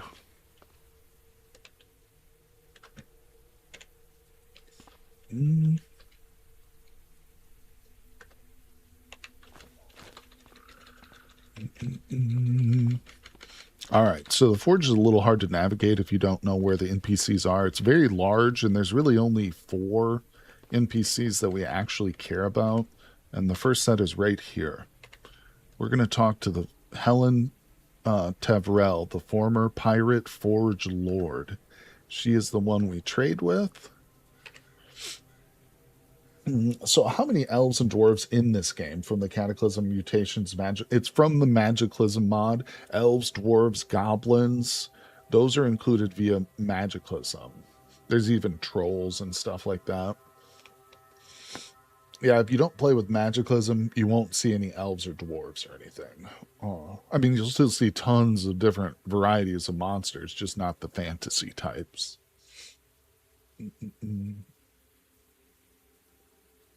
Yeah, Magicalism is one of my favorites, but there's a lot of others. There's one called Zedra Evolved, Zedra spelled with an X, and it's described as being kind of based off the X-Files universe in a way. Undead trolls are real nasty. Yep, the Undying is what they're called. I don't play much with Zedra, but it's another one that people really love, and it adds its own kind of magical systems. It's got like vampires in it and stuff. You can you can play as a vampire if that's what you want. All right, so we're here gonna trade. What I'm looking to do is trade my general goods for the magic currencies known as denarius or denaries. So he's got the denarii is technically worth $25, but this is what we want. When we're trading with the forge, we want denarii. The reason is there's one trader here who is very, very advanced in their social abilities, So if you were to try and trade them just your goods, like your food or your weapons, they're going to give you almost no money for it because they're so much better of a trader than you are, essentially, is how you should look at that. So what you want to do is you get the actual currency, which is like stable. It's always worth $25 to any trader you go to here at the Forge. So essentially, we come to this person who will give us a better deal on things like guns, and we change it in for denarii. Then we take these to the big trader who's got like the really cool weapons and stuff. But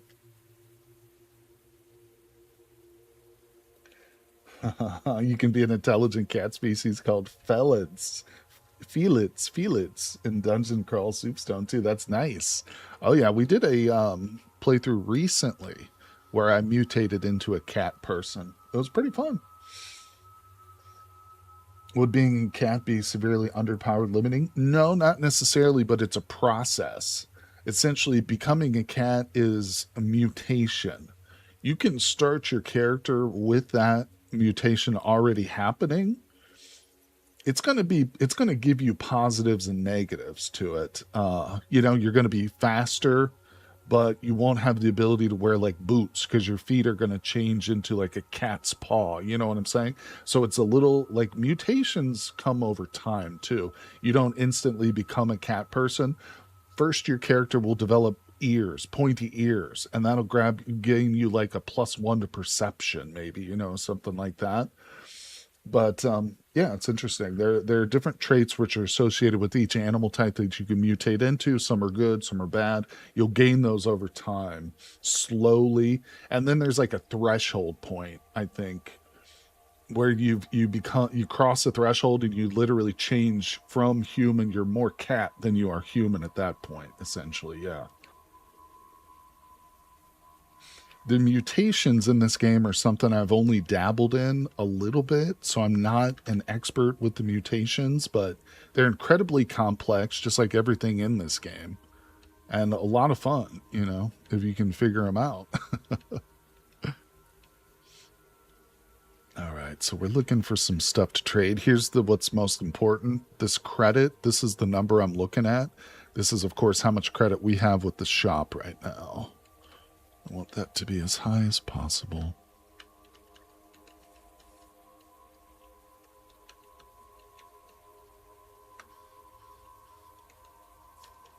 Look at those cufflinks. 870. You're not getting my cufflinks from me, though, buddy. Sorry.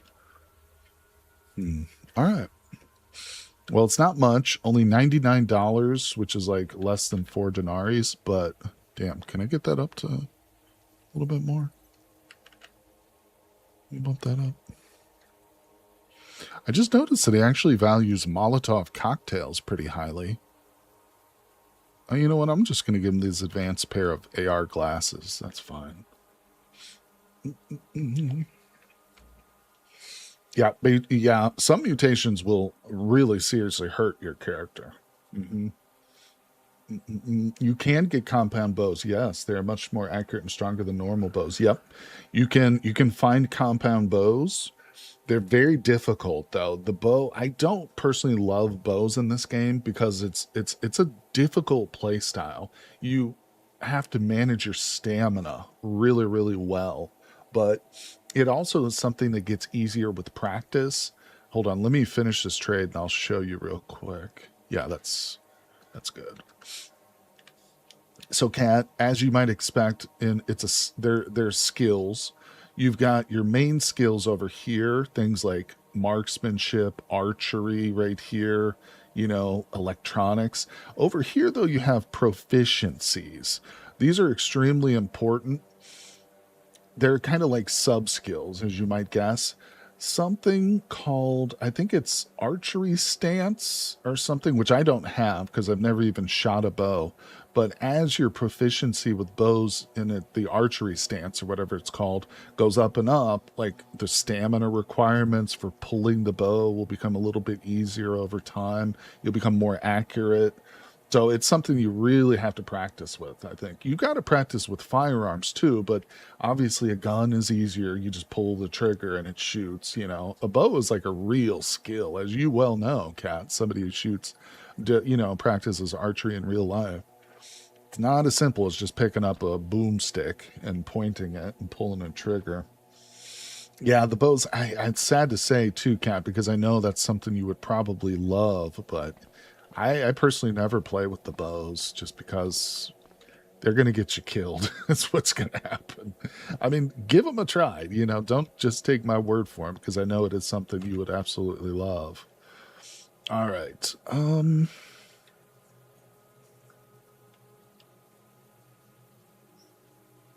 Just looking at what she's got here. If we could find like a druid book, a book specifically with druid spells in it, I would definitely buy that. And we might come across one eventually. Spear of Brambles. The scrolls are kind of expensive, though. Single spell. But at the same time, we might end up getting some. Right now, we're just kind of browsing. Yeah, let's go downstairs and check out Valzane and see what they're selling. So this is the trader who's going to have the magical weapons, amongst other trinkets. But this is also the trader which is extremely proficient at negotiation. So they're going to give you like next to nothing, you know, for your stuff. Like a good example, the Molotov cocktail. Upstairs with the pirate that we first, they were willing to give me like $5 for a Molotov cocktail. Down here, when I'm talking to Valzane, she's only willing to give me 13 cents for this. So that's why you really want to start trading for denarius. You bring your denaries down here because she's always got to give you like the same amount for each denarii. Well, the cash is in different forms, Cat. So each item I carry has a barter value, and these are just based on what Valzane's willing to pay. So there's no set like value necessarily. It's all dependent on your social skill, the social skill of the NPC. But the magical currency is denaries down here. So I currently have 5 of these. This, for our purposes right now, these are the currency we care about here. And you will see things like American dollars, you know, dollar bills, $5 bills, but those are completely worthless. Actual currency in this game is no better than just firewood, you know, essentially. But all right, so let's see. Yeah, we have $125 in currency to trade, which isn't going to get us much. So I'm really just focused on this group of weapons here, the magic +1 and +2 weapons. And we don't have much. I could buy this +2 bat. I mean, honestly, I'm not going to lie. A +2 bat for a druid, that's pretty good. That seems like right on, you know? Damn, look at this Nodachi. +2 for 1,600. A huge curved two-handed sword from Japan. 63 cut with a +4 to hit bonus. Man, now that's a good weapon. Well above our pay level. I think we're going to start off with the +2 bat. That'll actually allow me to save a denarius. We're going to end up with a little bit of credit, but that's okay because it'll carry over to our next trade. So yes, we'll take that. Good. Do we pick it up? So I've got a +2 bat here, which I'm going to start trying to make my primary weapon. You can see I also picked up an aluminum bat. We'll go ahead and trade that, I think.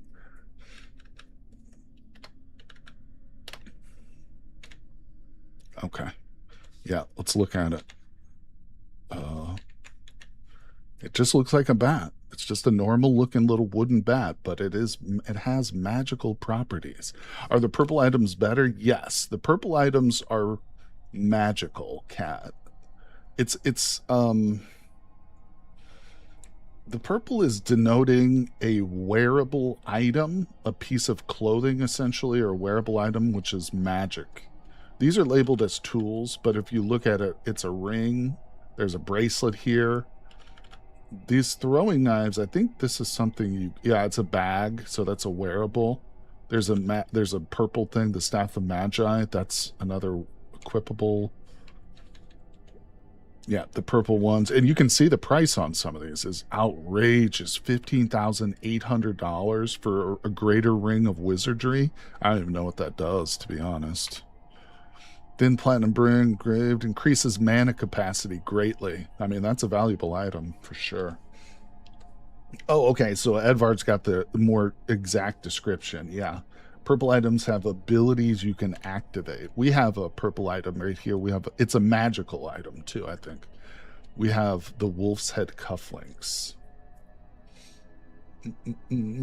Disorientation bracelet? I'm not sure. It's probably more like you disorient your enemies. But I don't know. Let's look at it. Known as a worse version of Petrification Bracelet, this tool casts a spell that temporarily breaks the whole movement system of a creature. Disabling its movement for a short time requires almost a week to restore its charge. Yeah, interesting. Interesting. And again, these traders will refresh their inventories. I think is it weekly or bi-weekly, Edvard? But like in 2 weeks time, if we come back, they'll have whole new layout of items, new magical stuff. So yep. What's going on, Tree? How you doing, CPU hacker? Thanks for coming by. Any game recommendations to get on Steam Summer Sale? That's a great question, my friend. Well, I know of one coming out soon that I can recommend called Gathera. Yeah, everybody go check out Akitato's game that's currently in development, I think still, but there is a demo for it, which you should be able to check out. Hold on, I'm going to get you guys a Steam link here. Not sure if Akitato's still with us, but the developer was in chat with us earlier. Check that one out. Might not be for everybody, but it is a fun game. We did a stream on the demo recently. I streamed it on my channel. Akitato! Yeah, go check that one out. Put it on your wish list. Pick it up when it releases. Any good spell books? No. Well, I didn't see... Oh, hold on. I'm not in the game. What's up, Big Rod? Gathera is tremendous, cute, and scary. It was so much fun.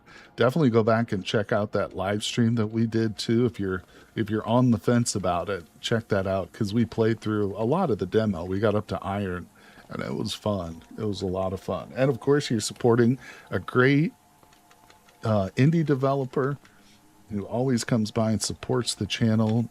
Checks us out here live. So we appreciate Akitato very much. All right, talk to the librarian again. I mean, there's some good scrolls, but scrolls are overpriced right now. We can't really affect them. I don't think there's any spell books. These are all recipe books. Oh, wait, here's one. Oh.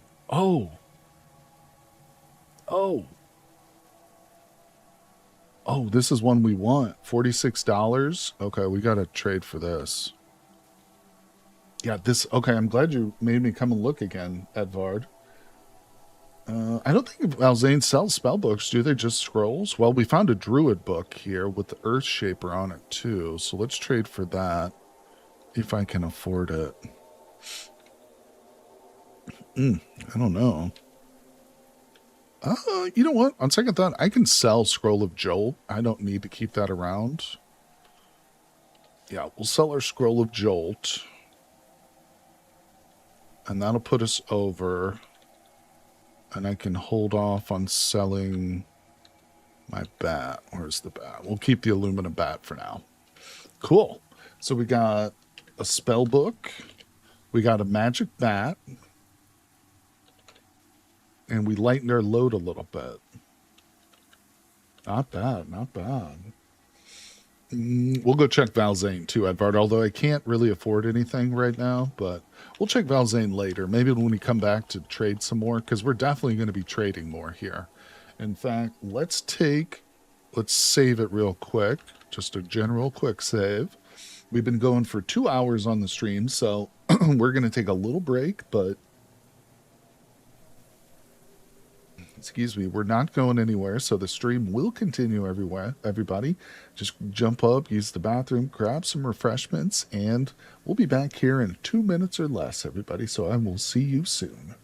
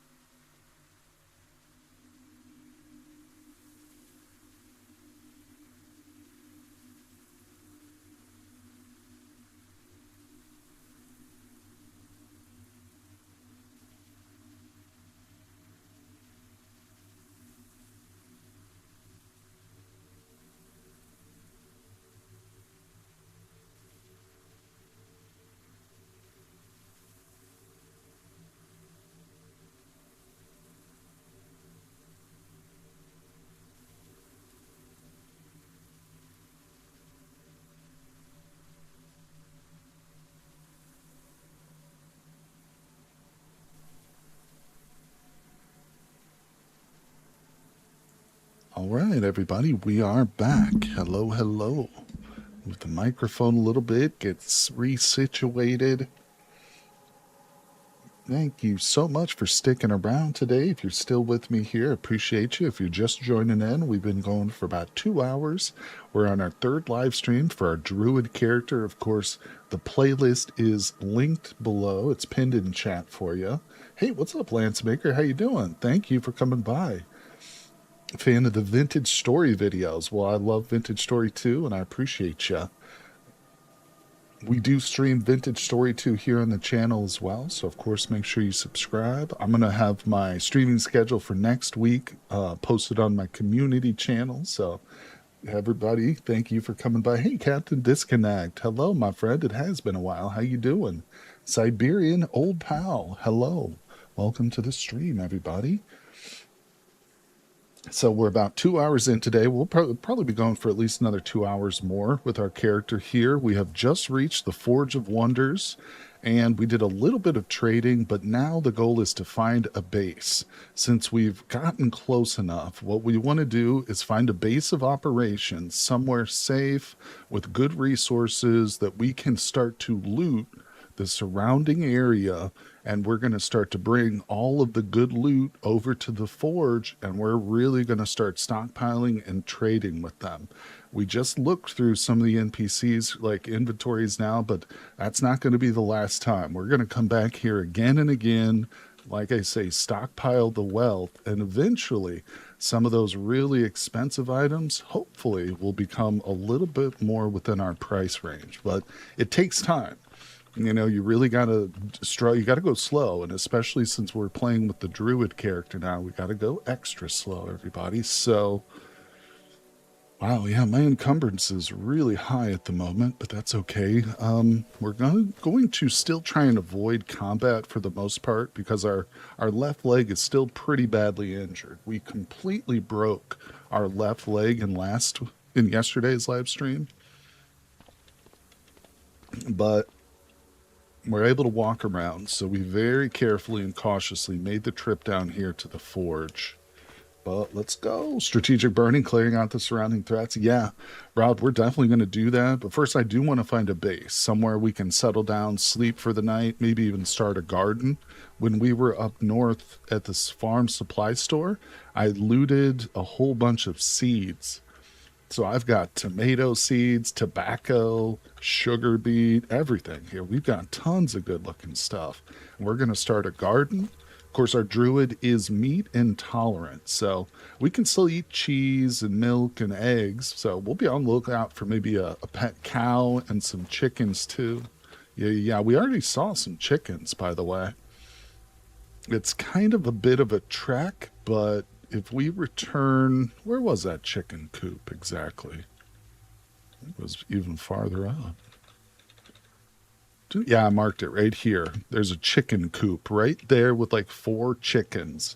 If we get really, really ambitious, we could return there one day in a future live stream and try and get some chickens. But it's possible too that there's like a farm with some chickens closer, so we won't have to worry about it. We'll just look around. Let's check these corpses real quick. Okay.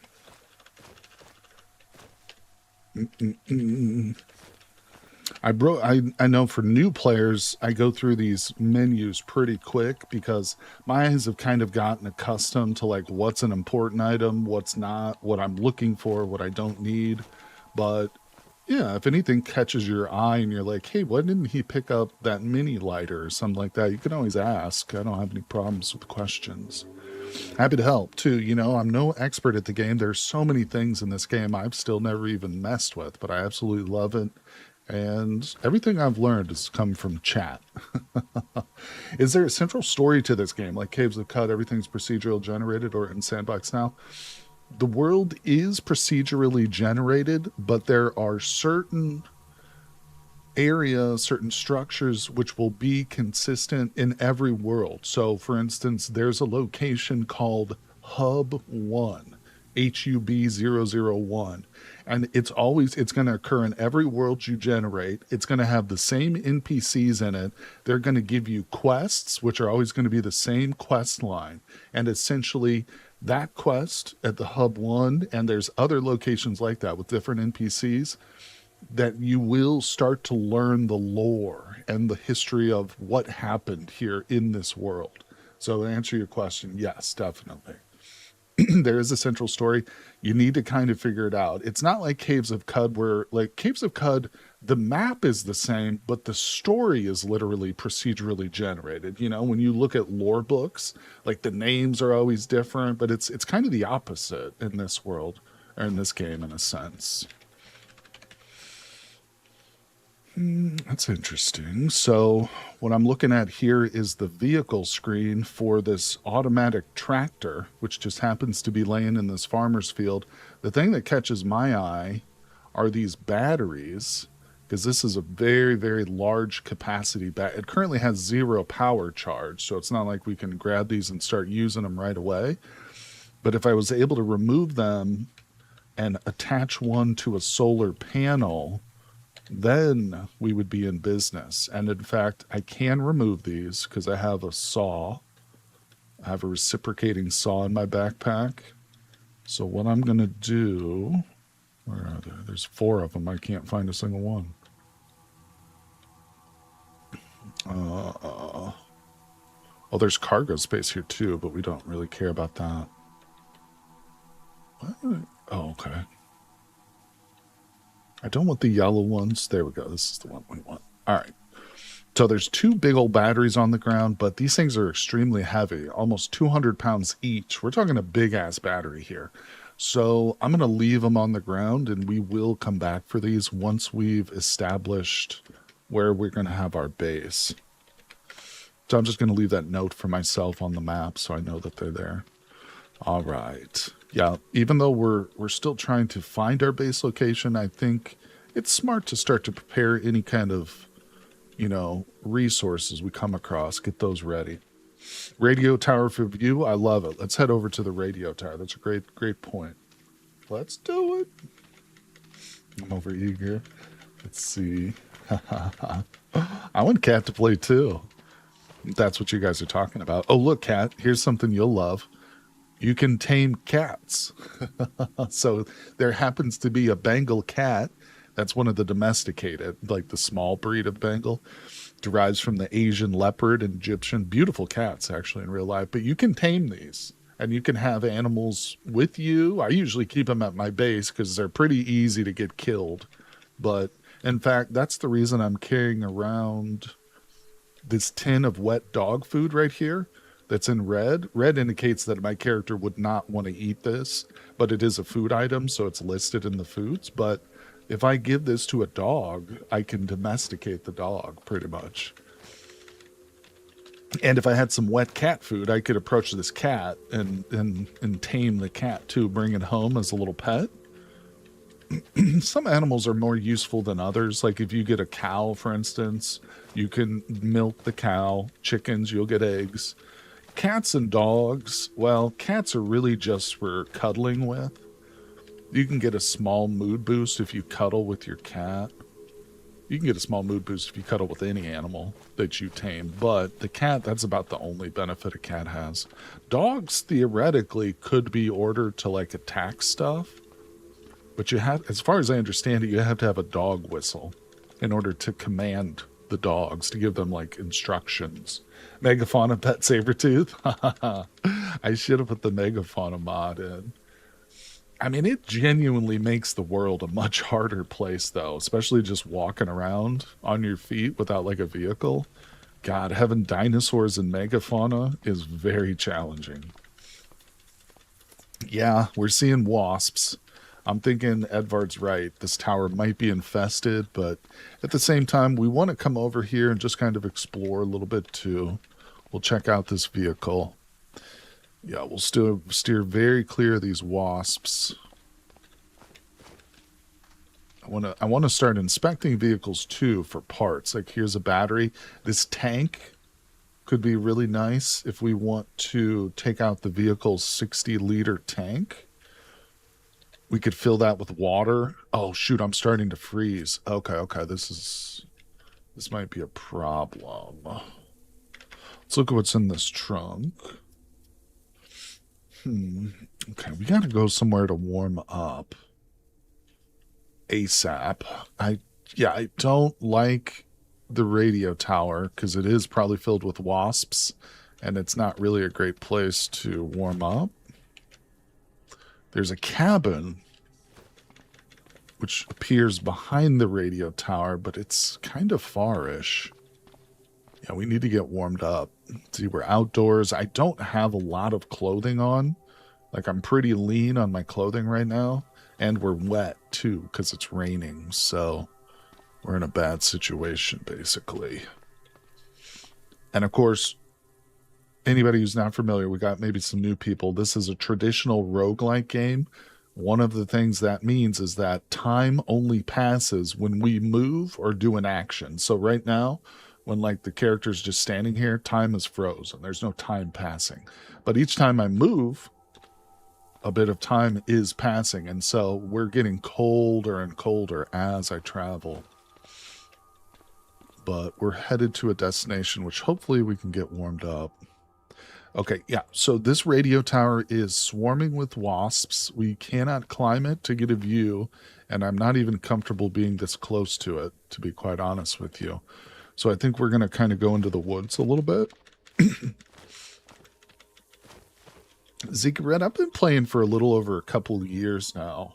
I think it was recommended to me a couple of years ago. I have to go back and look at like my first time I ever posted or did a live stream for it, but more than a year, yeah. I'm still not an expert. Like, I've never installed a bionic in a character.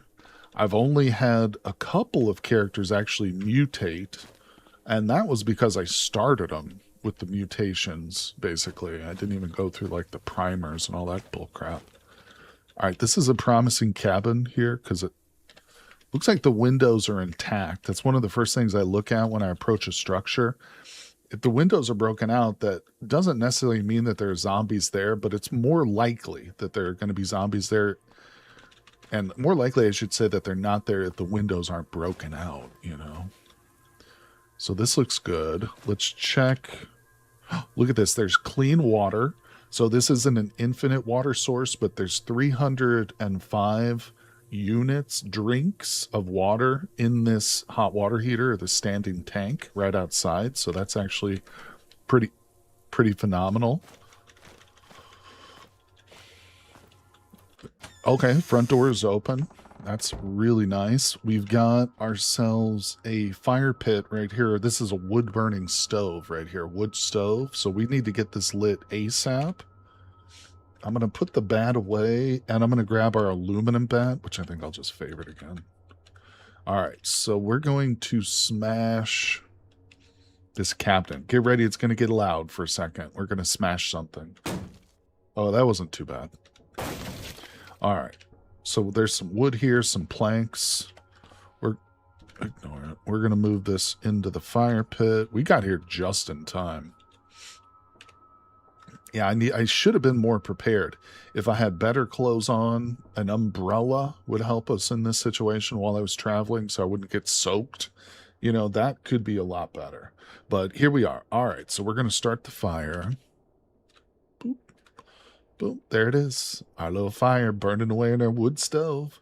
Now, we didn't put a lot in there. Just put like 3 planks and a piece of splintered wood, so it won't last forever. But it'll get us enough time to warm up. So I'm going to sit here and pass a little bit of time until this changes to comfortable. Right here is what we're looking at. Let's see if we've got anything to read, maybe. I don't want to try and learn a spell right now because that'll take too long. Well, I got a better idea. Let me look at something here.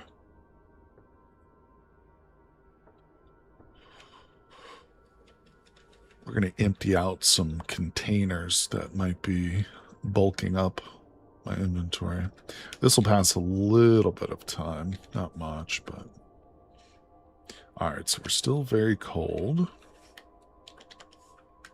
Let's see. Having Unreal World flashbacks on the freezing to death. Yep, I know what you mean. Luckily, we're fine. We made it just in time. I saw the movie Obsession the other day. It's really good if you like psychological horror.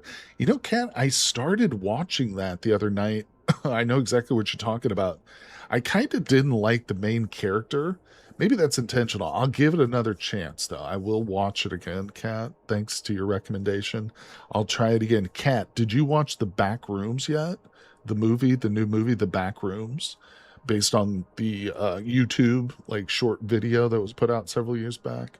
I recommend that one. I really enjoyed The Back Rooms a lot. Excuse me. Yeah, reading stamps is my go-to. He's a total jerk. I'm going to check it out. I'm going to give it a try again. All right, so let's pass a little bit of time. We'll go ahead and just read some of our chemistry book. Now we'll read survival. Okay, so our heat level has changed to comfortable. We only read for like an hour, which is good because we still need time here. So I haven't seen back rooms yet, but you're intending to. Good. I enjoyed it quite a lot.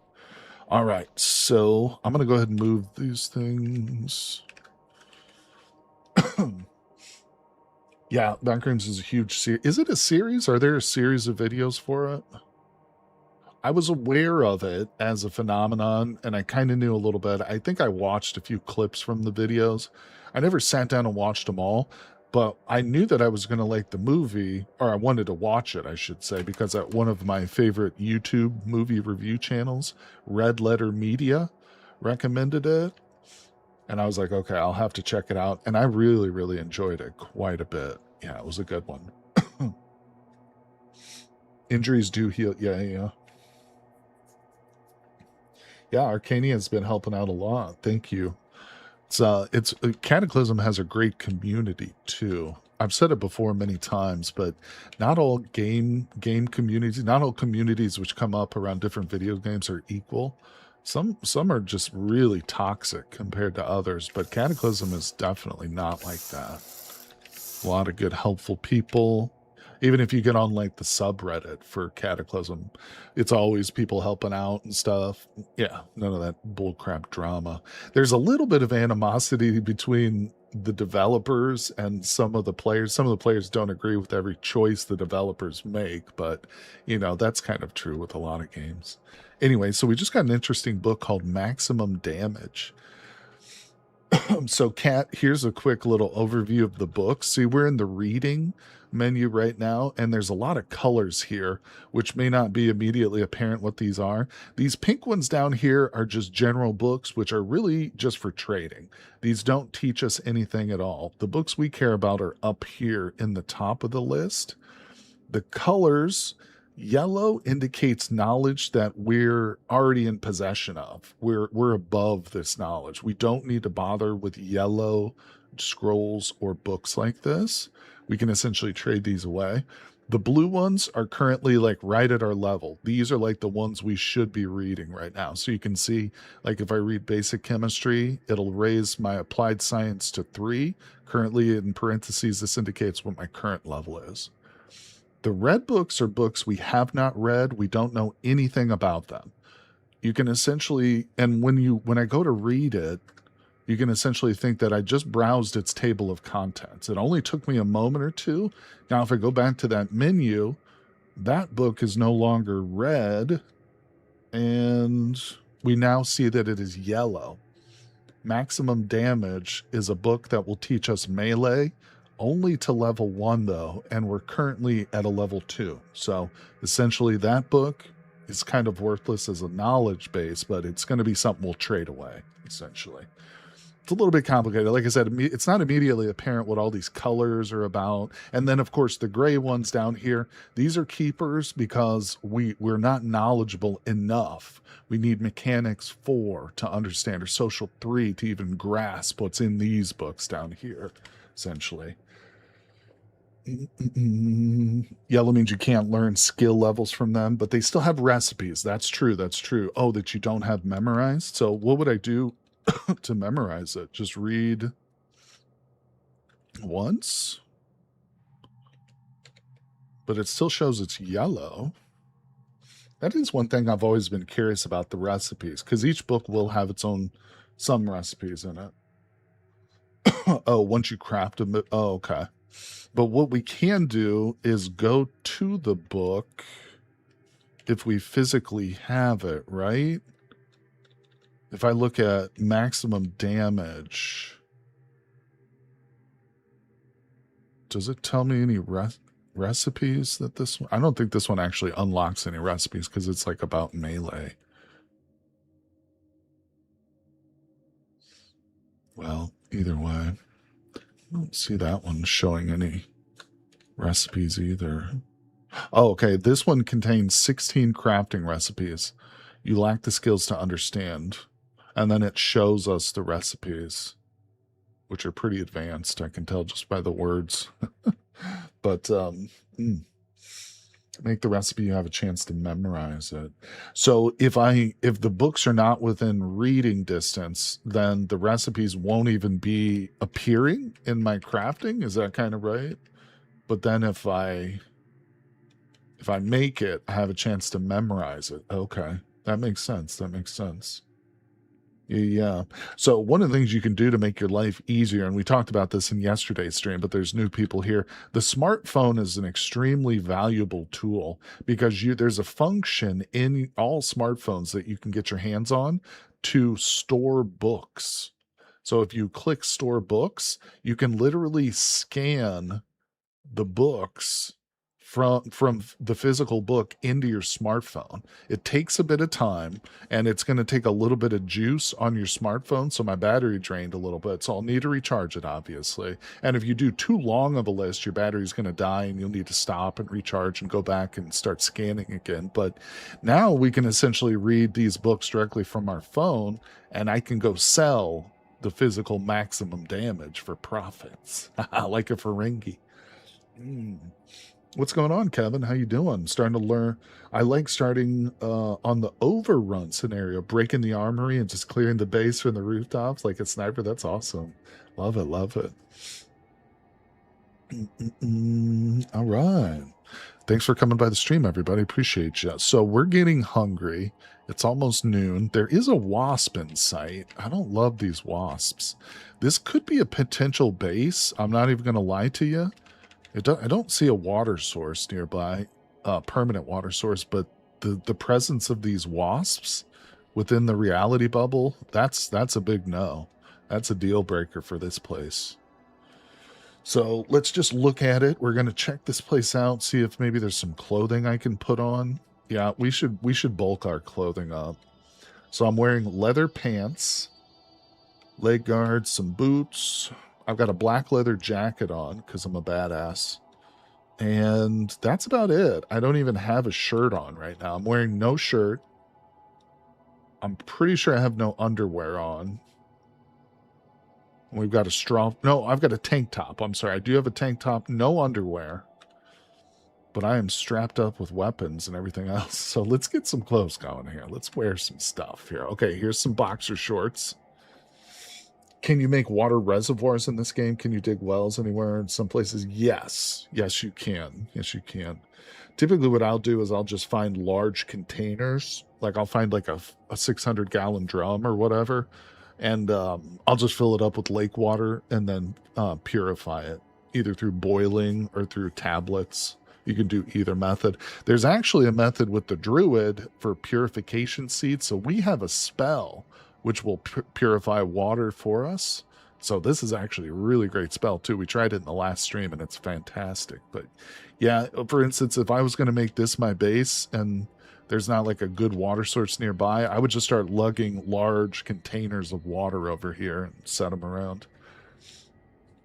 Because you can get lots of water, you know, in one container. So it's not that hard to stockpile it, but it is better to have like a close source of it nearby. There's also water purifiers too. I shouldn't say you can use fire to purify, boil your water. There are purification tablets, which you'll pick up. It'll be like in your drug section. There's also water purifiers, which is like an item. It's like an appliance that will be in your house, essentially. Yeah. And you can build a downspout. Yeah. I think there's also a mechanic. If you put a funnel in like any kind of container, it'll slowly collect rainwater too. Or maybe I'm thinking of Project Zomboid. All right, let's see here. Did we look around for everything? I'm not going to worry about heartburn medicine. That's not. You know what? I kind of do think maybe I want the blanket. Well, we didn't put on all the clothes. Hold on. So let's put on the long underwear top. That'll help warm us up a little bit. The arm warmers would probably be good. I don't want to put on gloves because gloves will hinder my magical casting abilities. If I'm wearing gloves, I'll fail more often when I try and cast a spell. So All right, we put on some undies. Did I even have a pair of socks on right now? No, I'm also not wearing socks. So let's put on a pair of these regular socks. Boom. Yeah, thanks for helping out, everybody. Arcania, thank you, my friend. You guys are great. Edvard is always very knowledgeable. I'm going to grab... Oh, I can't grab the grass bottle. We need to make some more Molotov cocktails at some point. But, all right, I think we've looked through this place pretty good. It's not a bad little spot. You know, it could be an emergency area if we need to warm up again or something like that. This would be a good place. So let's get ourselves nice and warm. We're going to eat a couple protein rations. Yep, he's doing good on calories too. Take note for the new people out there. Calories are counted up here. You've even got vitamins there's only 3. There's iron, calcium, and vitamin C, and you do need to keep these up. If you go too many nights in a row without eating vitamin C or too many days in a row, you will get scurvy or other, debilitating things like that. I think you can get scurvy in this game, right? Yeah, so you got to balance these. It's not bad though, because you can find multivitamins which will help with that, and of course these protein rations are pretty great. Hey, Assault, how you doing? I believe we can put 200 liter full of water and shove it directly into the fire. That's right. Yep, you can do that. Let time and it'll boil itself. Pretty cool mechanic. Yep, you can boil water doing that method. Like if I just pushed like a steel jerry can or even a big barrel into this fire, it would boil it. You can also do it from the crafting menu too. If you really need like water quickly in a pinch, you can boil a little bit like manually, I guess. But yep. There's 3 vitamins you need to survive: mutagens, toxagens, and nether attunement. Oh, that's funny. I got my earliest characters always die without proper vitamins, and yeah, scurvy was one of those. Yep. There's a lot of different illnesses, and there's even radiation poisoning. If you want to look at your characters like physical like effects right now, look at this little window, the C window. You can see we're unhappy currently. We're bandaged. We're gross. But if I had been radiated too close to like a nuclear power plant, it would say it here. If I had the flu, it would say it here. Speaking of which, let's turn our music back on to help boost our mood a little bit. All right. We're hydrated. We're satisfied. It's noon. We're a little bit tired, but so we've got 2 different types of like stamina, you can say. We've got our physical stamina, which is represented by the word fresh here, and these little bars, which are going to tick down. Actually, this is stamina up here. This is like our wakefulness, I guess I should call it. This is our physical wakefulness. And here where it says rest, I've always understood this to be like your mental tiredness. So if you sit in a chair for 8 to 10 hours and just read a book, your weariness will stay the same. You'll be fresh all day, but your rest, eventually you'll get mentally tired and you'll still need to go to sleep. So there's kind of 2 different types of fatigue in a sense. And your stamina bar up here is incredibly important too, but this more relates to like your current action. If you're sprinting or swimming, that's going to be stamina. Or as Kat might be interested in, when you draw your bow, that's going to be affected by these bars are going to count down. They're going to empty into little pips like these here. Oh, Kat's going to go. All right, be back soon. Okay, Kat. Let's get back into things. Yeah, I think we're safe to go and leave this little cottage. Where are we going next, everybody? Do we want to go up north and check out the cattle ranch potentially? Sad to say, it's almost certainly going to have zombie cows in it, but we got to go up there at some point and check it out. You know what I'm actually eyeballing as a base? Right here. We've got a mine shaft which is smushed right up next to an orchard stall.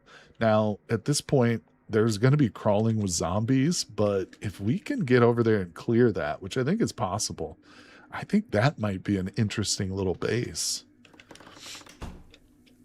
Although, now that I'm thinking about it, in my mind, on second thought, it could be problematic simply because the mine shaft is going to have a sub level where there's going to be entities below there, potentially a lot of them, depending on what kind of a sub level mine it is.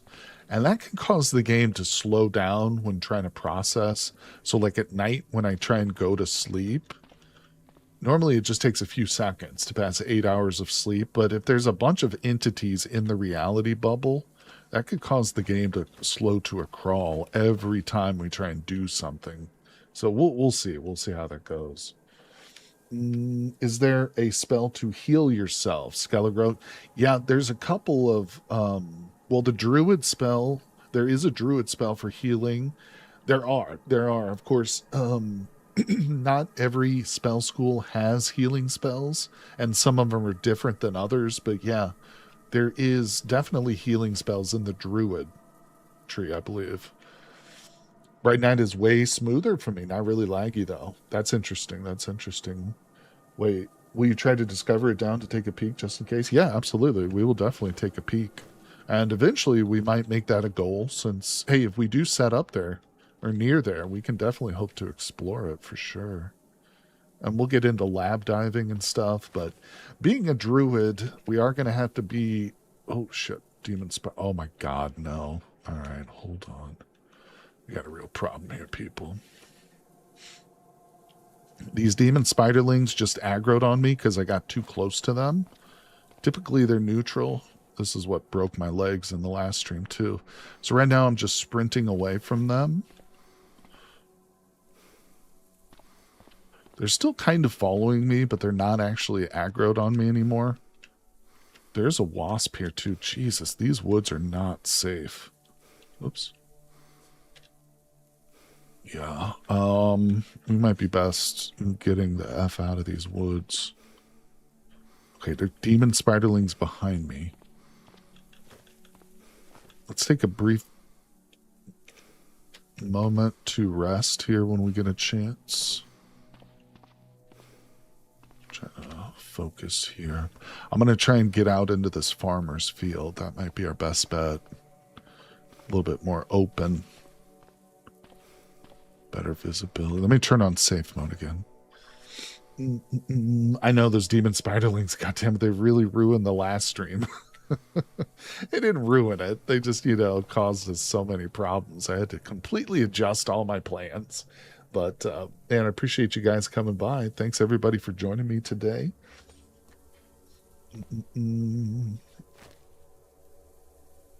Appreciate you guys. Yeah. Thanks everybody for who's new stopping by. I'm going to be streaming Cataclysm each weekend. I will post my streaming schedule on my YouTube community section, so make sure you subscribe, follow me on Twitch, get notified when I go live. Welcome back, Kat. Hello. Someone's streaming that game. That's right, Van. Yep, we're streaming some Cataclysm. It's a gem. It's an indie gem, man. It's on the level of Dwarf Fortress, It's one of those open source free to play games which has a tremendously steep learning curve. But once you can get your head around the game and get the muscle memory down for the keyboard controls, it really does become a fun gaming experience. Something which is really unmatched in my mind, in the video gaming world. There's a couple games that start to approach it, like Dwarf Fortress and RimWorld, maybe, but they're very different, obviously. And this game just has so much. Every time I play it sounds cliche, but every time I play it, I see something new. I discover a new type of mechanic or a new way of doing something, accomplishing something. Phenomenal game. Yes, this is I.0 that I'm playing, so I am on. It's actually an early build of it, though. I have a current Let's Play series going on my YouTube channel as well, and I have I don't upgrade in the middle of a playthrough, so we're currently on an earlier branch of the stable, but it is the stable branch, yeah. All right, let's see. So we're headed towards this orchard. You got to die to live a lot more. That's right. Well put. Very succinct way of putting it. Let's see.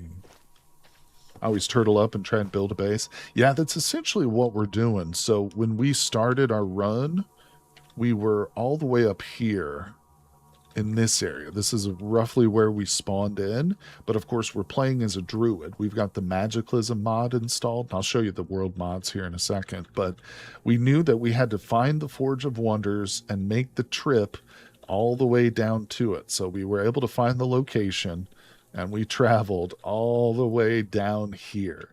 Now that we've reached the Forge of Wonders, which of course, if you're not aware, it's got a bunch of great magic weapons we can trade for and stuff, spells, we're going to set up a base somewhere around here and we're going to make it our permanent home. And we're just going to start looting everything around. And we're going to start bringing all the loot to the Forge of Wonders and trading for the best magical weapons and spells that we can get. So that's the goal. As a druid, you know, we're at one with nature, but that doesn't mean we don't also crave power.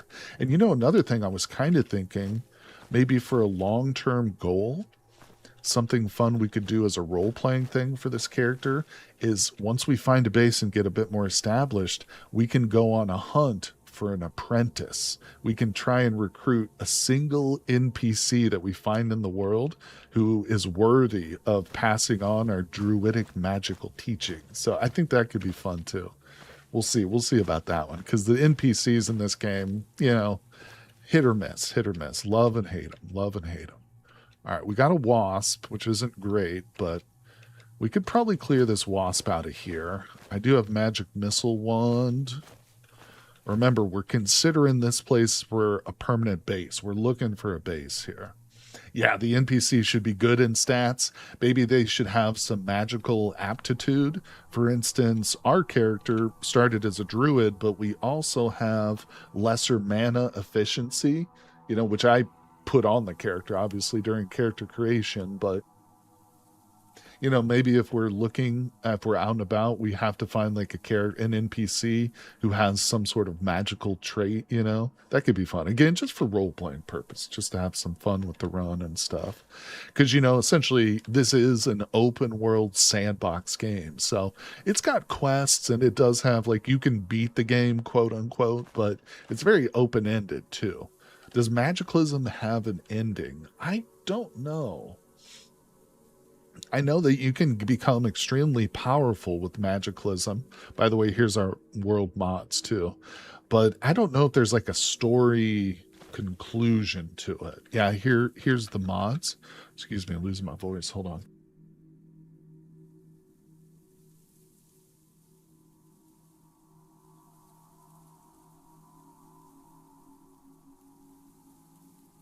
Okay, sorry about that. So it says you're currently wielding your fists. Yup, right here. Is it bad to have your +2 club any weapon equipped all the time? Can a staff or something similar be used as a walking staff? To answer the last part first, the staff would be held in your hand, but it's not going to assist you in walking in any way. I have the habit of keeping my hands empty. For one thing, as we touched on earlier, in order to cast spells, you need to have your hands empty. Now, I did pick a perk, a meta magic perk, which allows me to cast with my hands full, but it increases the cost of my spells. So right now it's currently turned off. But if you're just playing normally, there's nothing really wrong with just having your bat in your hand. Like I say, I kind of get into the habit of unwielding my weapons after combat just to be ready to cast or whatever. And it might be the case that I get into a situation and I don't want to use the bat. Maybe I want to pull out a Molotov cocktail instead. You know what I'm saying? And keep in mind, when you go into your backpack to pull something out, it takes time. There's a time period to pull your wooden spear out, which is probably going to be a bit longer than it is to pull out a Molotov cocktail, for instance. So if you've got a zombie bearing down on you and your spear is in your hand, or maybe I've got my gun in my hand, but I don't want to shoot the gun because it's too loud. I want to kill it with the melee. It's going to take me time to holster my gun, get into my bag, and pull out my spear, all the while that zombie is getting closer. So, long story short there, It does make a difference. For my money, I like to have an empty hand when I'm traveling around in general. You know what I mean? But that was kind of a long explanation there. Let's see. Let's get into this building here. All right, so we're coming up to the orchard. I always like to check these buildings first. Let's turn on our dark vision just because I want to practice it. Late for the Cataclysm. What's up, OX? Well, you're here, buddy. We're going to be going for a while longer, so don't sweat it, but I'm glad you made it. If anybody does tune in late and you want to check out the beginning of the stream, it will be posted on my YouTube and Twitch channel as soon as we end the stream, so you'll be able to go back and watch it live. So let's copy the data here. There's some sort of combat happening outside. It might be a zombie fighting that wasp. I'm going to pop open these crates just to see if there's anything interesting in them.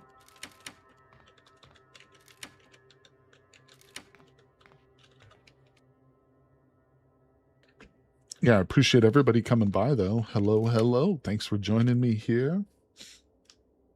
I'm going to be streaming probably another double header next week, too. So each weekend I'll do typically 3 live streams, Friday, Saturday, and Sunday.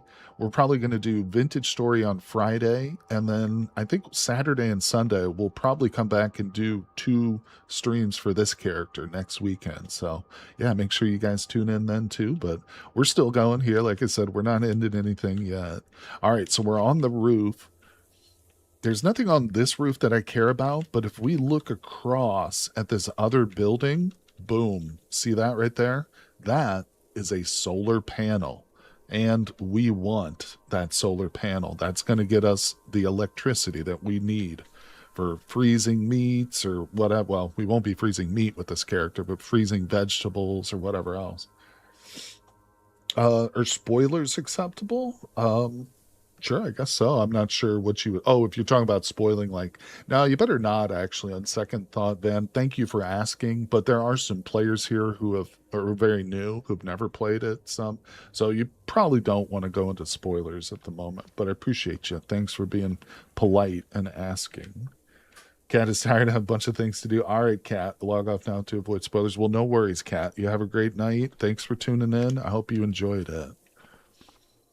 And don't worry, we will get back into the card survival streams down the road for sure. Once that big update comes out, you better believe it. Solar panels, it's basically the heart of a base. Yep, it sure is. So we'll cover this real quick. We're now kind of, in addition to looking for a base, we're going into loot mode. So I'm going to be trying to pick up as much valuable stuff to trade as we can. And these scrolls here are really good. They have 1 pound in weight for a trade price of $40. Now, we're probably not going to get quite that much because our social skill isn't very high, but it's going to be in the area of like $30 for this. So yeah, anytime I come across these rewritten or scribbled scrolls, I always pick those up, 100%. Driving me without spoilers for sure. All right, let's see. Any food that we can get?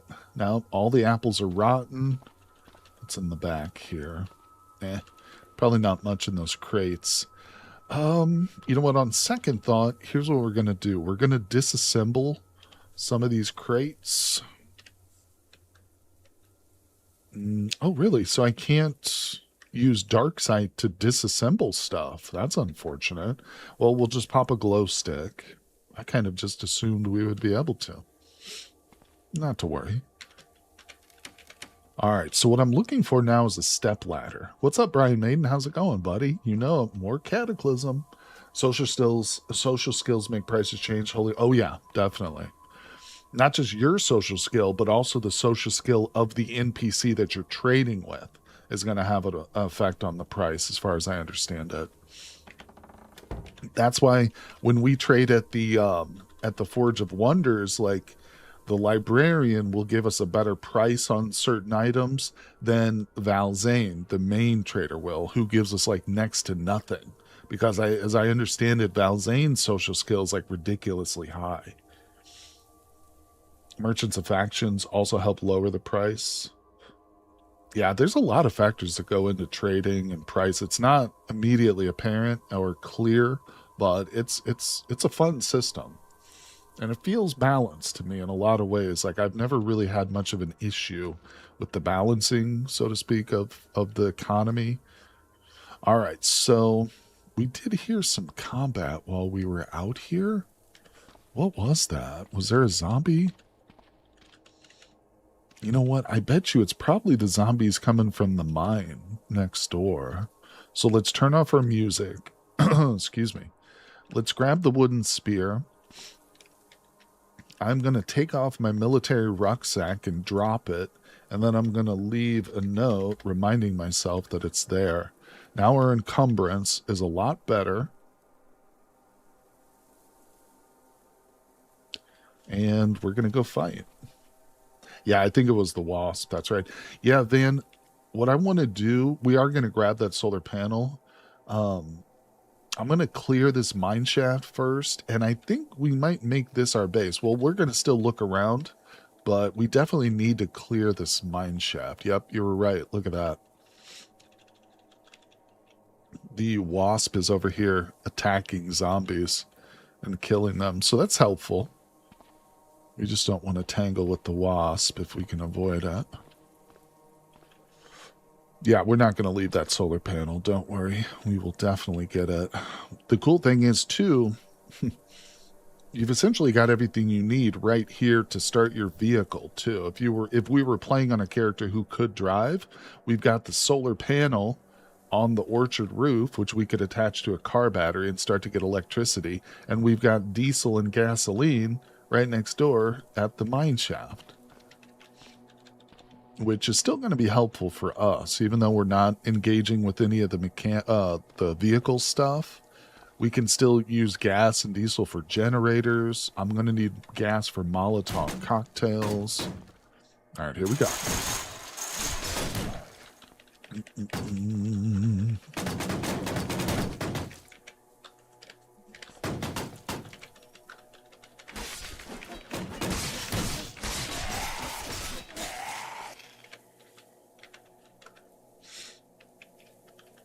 Be amazing if it had a mining truck too. Yeah, you're right too, Assault, because not a lot of times, but sometimes these mine shafts will spawn with a cargo truck, which is a really, really nice find.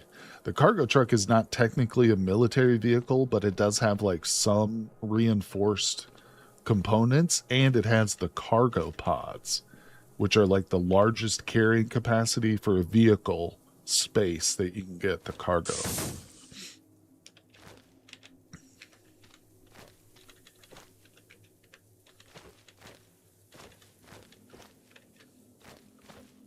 There's a bunch of fish in this pond back here, but we can't eat fish.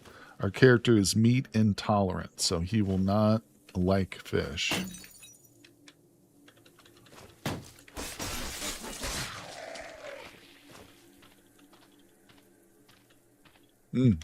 Where's that wasp at?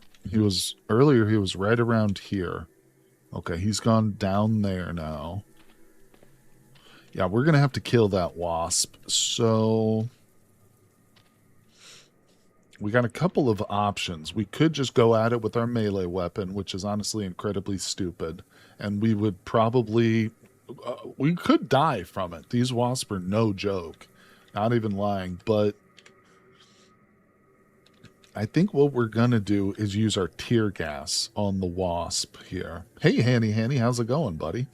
So the wasps are living creatures. They're not zombies, which means they are susceptible to tear gas.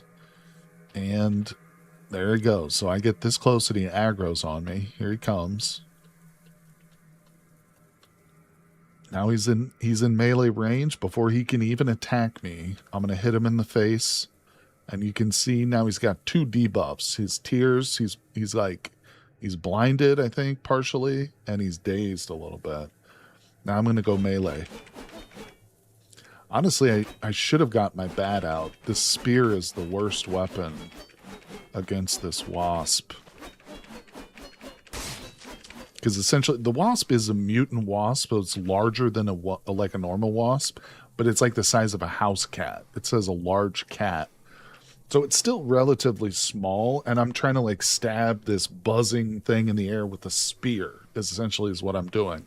A baseball bat would be much more effective. Especially a magic one. Okay, it just died. It just died. So we killed it. We got it. We got it. Where did I see that miner? Okay.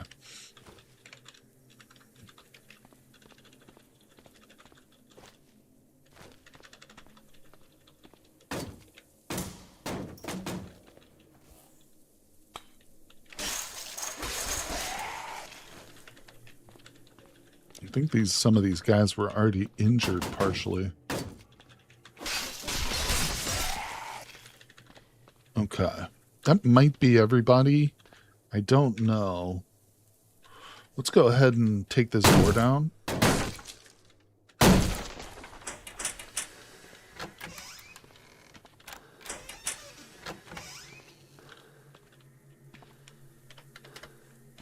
Okay, here we go. Went to the CorGgenT today. Absolutely amazing sounds. That's awesome, Annie Hanny. You're still loving the vacation, but I'm glad. I'm glad. The hard way trying to attack a wasp in melee is yeah, in the day. Yeah, their stings also have a paralyzing effect too, so it starts to compound. Like they'll start to sting you, and the more they hit you, the harder it is for you to get back. Eventually, you become like completely paralyzed and you can't attack back. So, wasps are extremely dangerous in this game. You don't mess with them. Do not mess with wasps. All right, I think we have fully cleared it. Obviously, except for the underground portion. So, one thing I'm going to do is knock down the fence a little bit.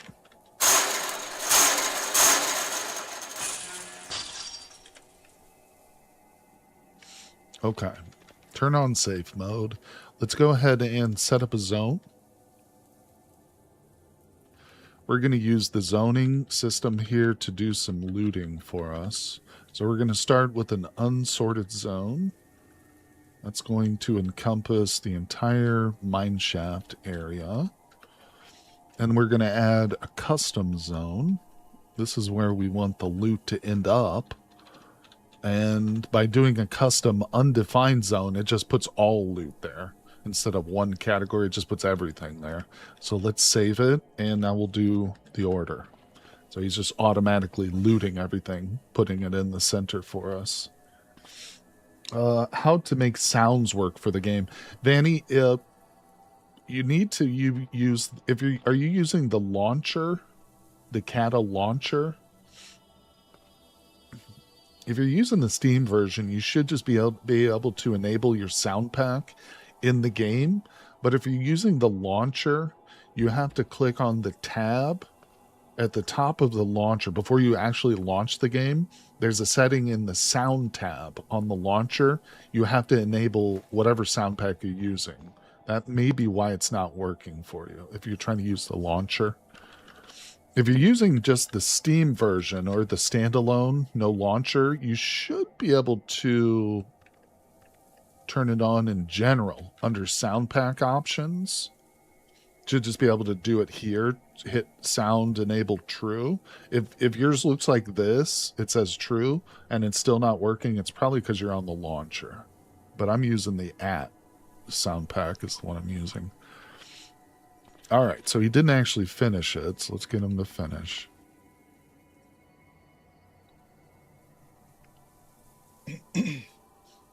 Okay, is that everything? I think so. I like to double check. He's not... Oh, we forgot to break this door down. All right, one more time, hopefully.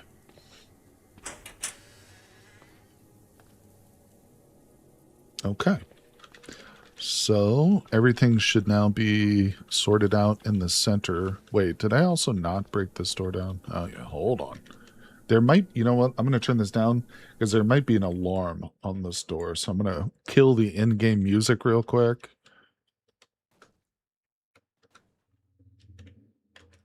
Okay. Okay, there was no alarm, but let me turn it back up. There we go. Sometimes the alarms in these places are ridiculously loud. No, I am going to pulp the zombies, but I was just waiting until they all get organized into one pile, essentially, is what I'm doing. But yeah, instead of going around to each corpse, right now, everything is getting moved to the center into one or two big piles, including the corpses. So we're going to smash them. Using Android One. There are sound packs, but no sound. Oh, okay. I'm not sure about that one. Yeah, it's all right, buddy. I'm always willing to try and help, but yeah, I'm not sure how to get it to work on your Android like that. All right, so we just smashed the zomboids that were here in this pile, these two piles. Let's check out what's here. So there's two piles of loot. I'm going to use the loot all command to look at everything. Okay. The mine shafts aren't like great for loot. You will find some stuff. A lot of tools, just general tools that we don't need. There's not a lot of food here. A little bit. There's just some cigarettes and a joint. There's some bandages. We'll take those. Honestly, these cigarettes and the joint will take 2 to trade away. My inventory is super full, too. I really shouldn't be... Oh, I also don't have my backpack on. Yeah, let's go get my backpack real quick.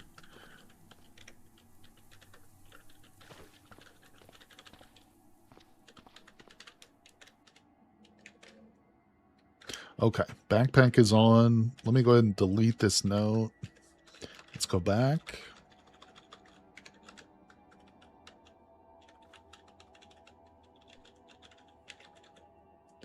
Okay. Oh, let's see.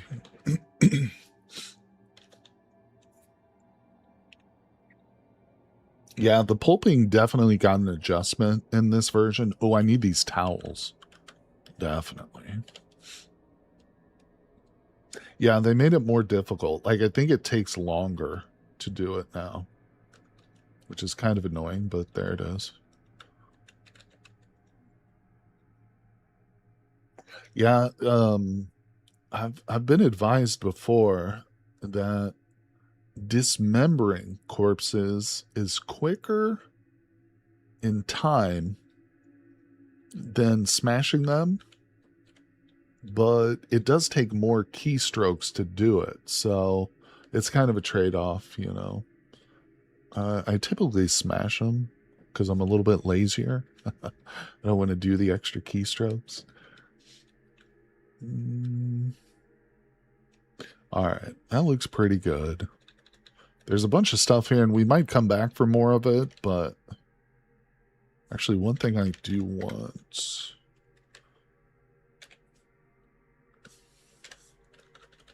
Let's fill up one of these with some gas. Boom. Okay.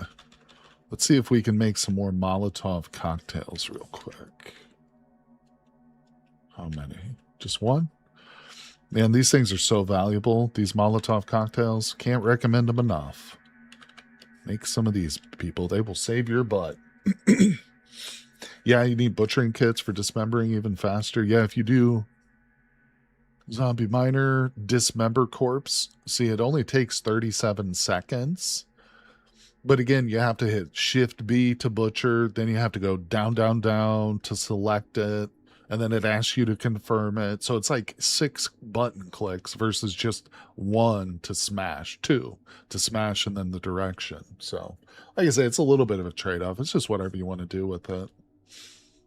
Actually, there are some rare circumstances where you can't just smash. If you come across an enemy that is acidic, that has acid as one of its base weapons, you can't smash an acid corpse. You have to dissect it, because otherwise you'll splatter the acid everywhere. Oh, the weapons make a difference too?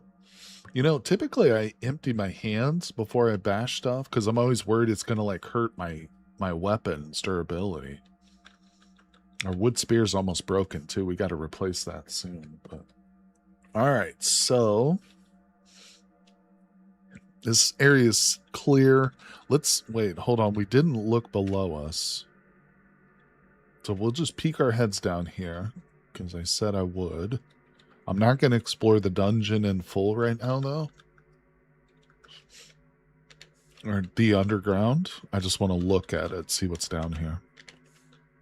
Okay. I don't see any zombies immediately, so let's pop down below. Okay, there is a zombie miner right there.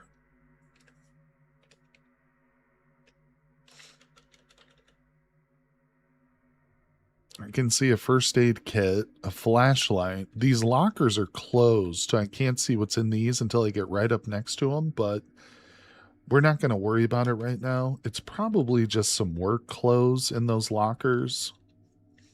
I think there's a low chance for like some welding tools to spawn down there too, but it's a low enough chance that I'm not going to worry about it right now. You lost your Starlink for a while. Wasn't long though. That's good, Brian. I'm sorry to hear it's storming bad, buddy. I was getting a bad storm yesterday too. Yeah, I warned everybody during stream that I might lose power, but luckily I didn't.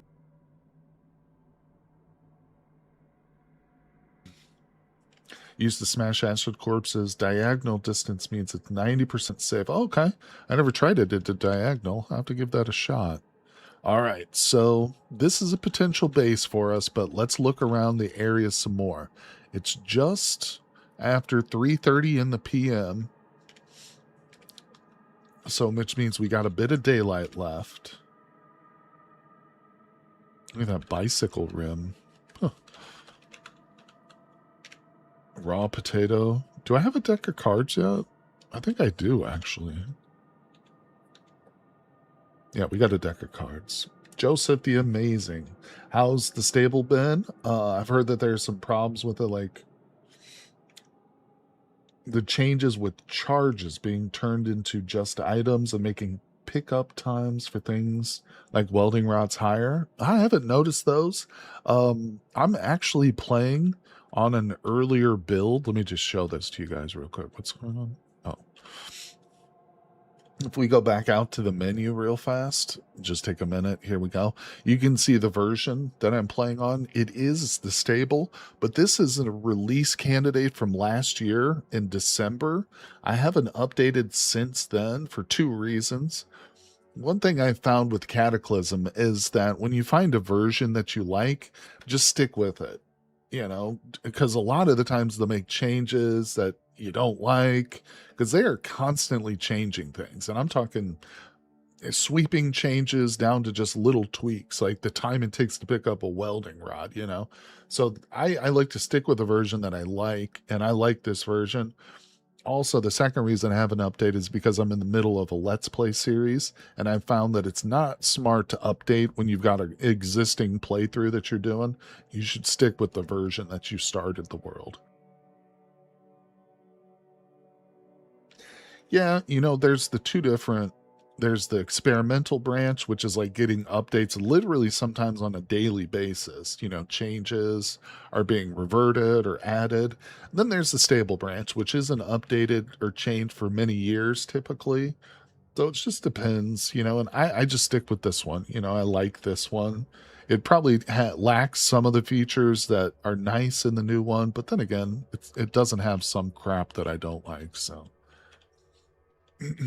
That's what's good about it. You know, single player games are like that, especially a game that's so highly developed. You know, you just play whatever version you like. No big deal.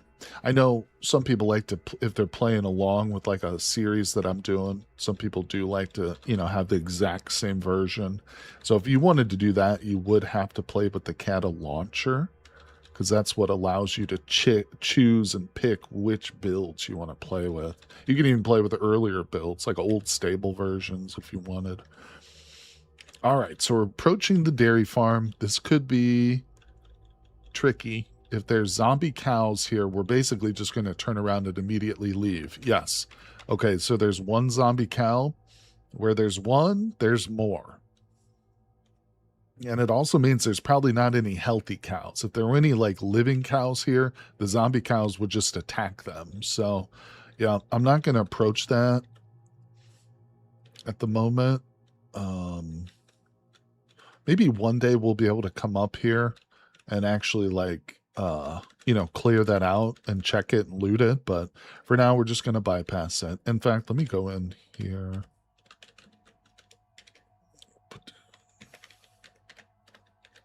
There we go. Yeah, that way we won't like walk into it accidentally.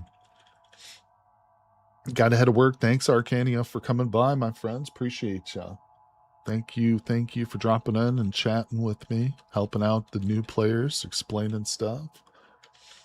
Yeah, those zombie cows, you don't mess with those. They're like walking tanks. You know, they don't have like a strong bite, and they can't grab you, but they will just roll you over, mow you down. The sweet, sweet zombie cow flesh. No. Don't forget, my character is meat intolerant. This druid will not eat any meat. No. Strictly vegetarian here. Eggs and cheese are okay, but so it would be nice to actually get our hands on a milk cow. Coffee powder, now that's a find right there. We could trade that. Ooh, a new book. Okay, wait, my inventory's super full. Yeah, I really need to find a place to drop all my stuff, man. We've got way too much stuff lugging it around. We need to pick a spot and maybe just call it our intermediary base until we find the perfect location. Oh man, look at this. So this is a bad thing right here. There's a fungal tower. That right there could indicate that there's going to be a struggle. We might have to burn out a bunch of these fungoids, because if we make our base here, this could eventually overtake the area. That fungal infection's no joke either. We might be able to deal with it. It could be a project. Marshmallow fluff, gimme. Haha, we make lamb. There's a lot. That's a lot of med stacks. Wait, I'm sorry. Can I burn what? Probably. Okay. Let's see what we got here. There's a little bit of water in here. We'll take a drink. Grab that thread. Oh, the fungaloids. Yeah, you can burn some of them. Yeah, 100%. That's the best way to deal with them.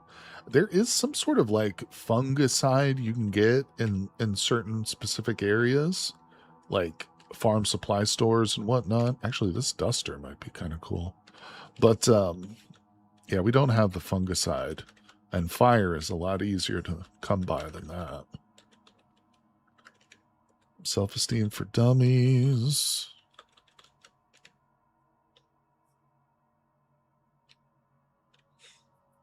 You know what I'm gonna do? I'm gonna put on. Wait, hold on.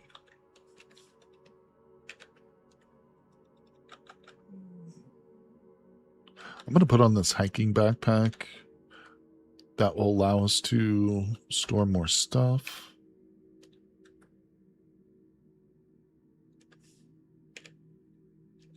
Pair of hard leg guards there. I've already got one set of those, but 2 sets can't hurt. Fire's OP. I'm not sure the changes to charges were added in the new stable or just experimental, because I want to have the new content, but it seems they have made some dumb decisions with balancing. Yeah, they do change a lot of stuff, which some of the changes I look at and I'm like, I don't know why they would do that. But, you know, it's a struggle to figure out, to find a version you like, you know, that you can accept with some of the weird tweaks that they might have made over the years. All right, what are we looking at here? So there's a mass grave right there. I kind of want to go check out these fungoids, though, so we're going to go around this. I'm going to backtrack. Okay, there's another zombie there. Oh my god. There's zombies everywhere. I think the zombies are coming this way. Oh yeah, they definitely are. But they're not chasing me. This tells me there must be like a survivor running. Something is drawing a whole line of zombies away from this mass grave. Hey, you just installed this. Nice. That's awesome, Ilyuch. Yeah. For anybody out there who is new, I should probably get this link earlier. But I do have a tutorial series on YouTube for Cataclysm. The game is amazing, and I really, really recommend it, but it's very difficult to get your head around. So, I mean, when I started playing, I had to look up tutorial videos and watch them. But I would definitely recommend either check out my series, you know, might not be the best one out there, but check out some sort of video tutorial. It's going to help you along. There's the link for my playlist. Like I said, there's plenty others out there, maybe not quite as up to date, but hopefully that'll help some of you folks out there. There's also a really great website. It's called Hitchhiker's Guide to Cataclysm.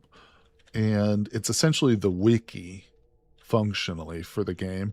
So it's not going to give you guides really necessarily. There might be some guides on there. Actually, I don't know that for sure, but it definitely has like every item. So if you're like, oh, I really need this boom crane, but I don't know what like level of fabrication I need, look it up on Hitchhiker's Guide to Cataclysm. It'll tell you, you know. Slashem VC, that's another one. Yep, Slashem. I forgot about Slashem. How'd I forget? Slashem has a great tutorial series which is really focused on the keybinds. So the keybinds are a big hurdle in learning the game because there's so many of them. But yeah, Slashem VC, the YouTuber, has a really great series which really focuses in on keybinds and the key commands that you'll be using the most. Which my series is kind of more of like a play along. Like I start a character, you follow me from character and world creation into like the first 3 days of like play. That's kind of how my series is laid out. We cover the different hurdles you'll come across. I'm messing around with the settings for now, looking at tutorials and like, so check it out. Right on. You know, one of the first things I did too, when I played the very first run I ever played, I created a character who was an Olympic level fencer. So they were really good with swords. They had like armor and they started with a sword.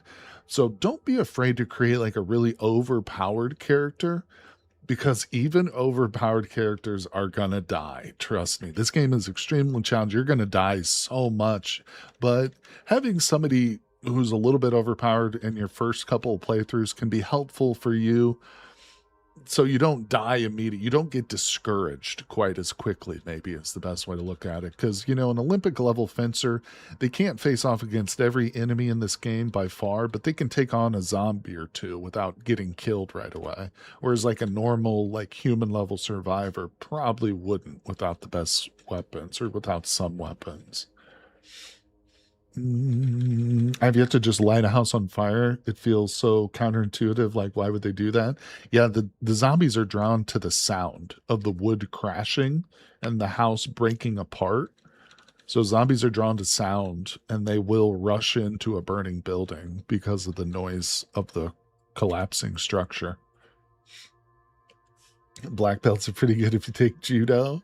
Yep, there is a whole martial arts system too in the game. I don't know any martial arts currently, but there are literally dozens of martial arts you can learn. So this is interesting. What we're looking at here is a single fungal tower. It's not actually a true infection. I don't know if it'll turn into that or not, but it's not a tremendous threat. What I am going to do is set it on fire though. So I'm just going to light a couple fires and walk away. It wasn't me, officer. I don't know what you're talking about. I have an alibi. We were down at the orchard when it happened. Leave me alone. Just in case, burn it. That's right. Well, see that so technically it's outside the reality bubble too. So those fires that I just set, they're kind of in limbo right now. But if I ever want to, we can go over here and maybe set up a little tent. We can just sleep by it for a night, and the fire will consume those fungus. That's the hard part about fighting with fires, or using fire in this game, whether it's to fight off fungus, or I even use fire a lot to like burn a pathway through a forest so I can drive. But the hard part is you have to be in the area by the fire, or otherwise the game just kind of pauses and the fire won't spread unless you're close enough to it. You don't have to be like within burning distance, but it needs to be in the reality bubble.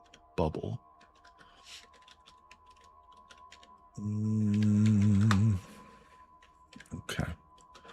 I'm not gonna worry about this one.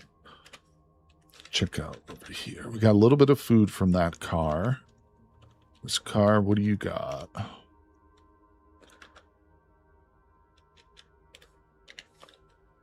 Okay. Let's see, where are we going? Looking for base opportunities. There's a river down here to the south. There's also a road, so let's follow the road.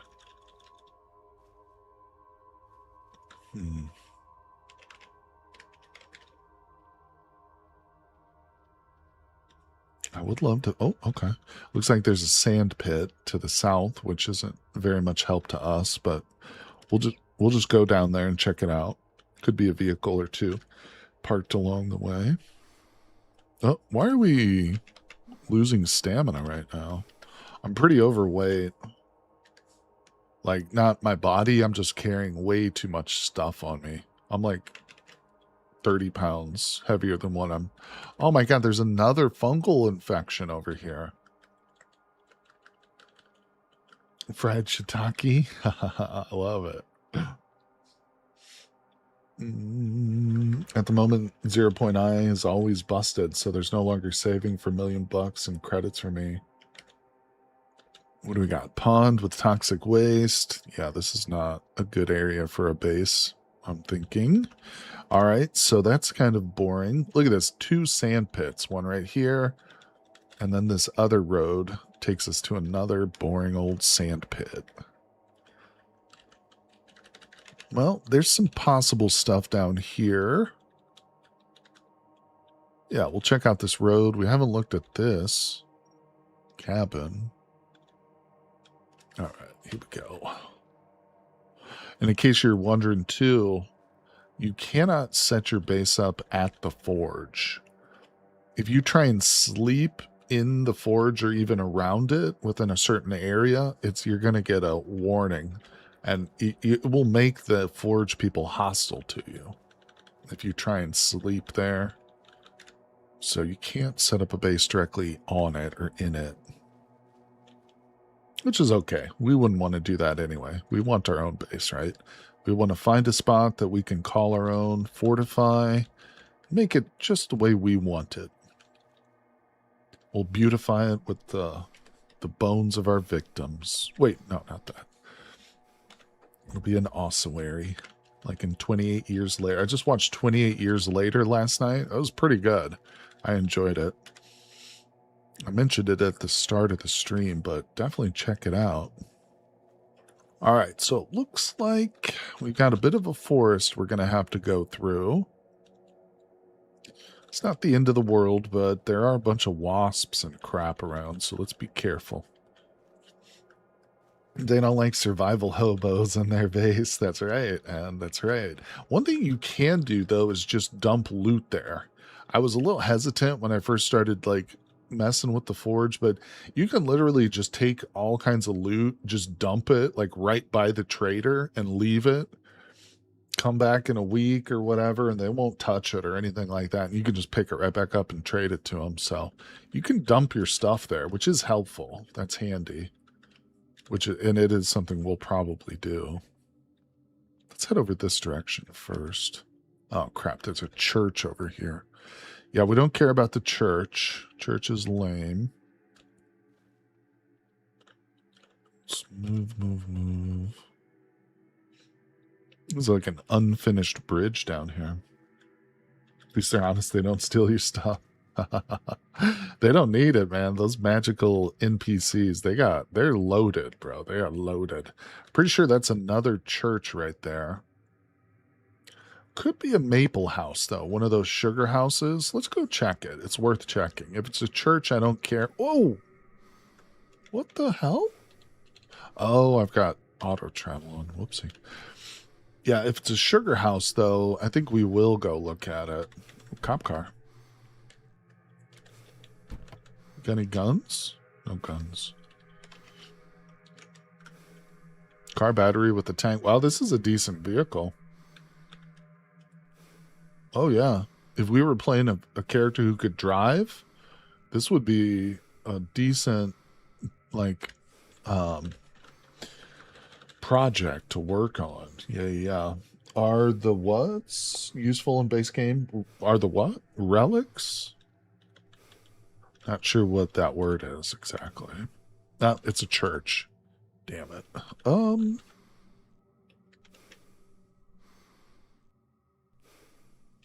Curious about what this is. That could be another potential dairy.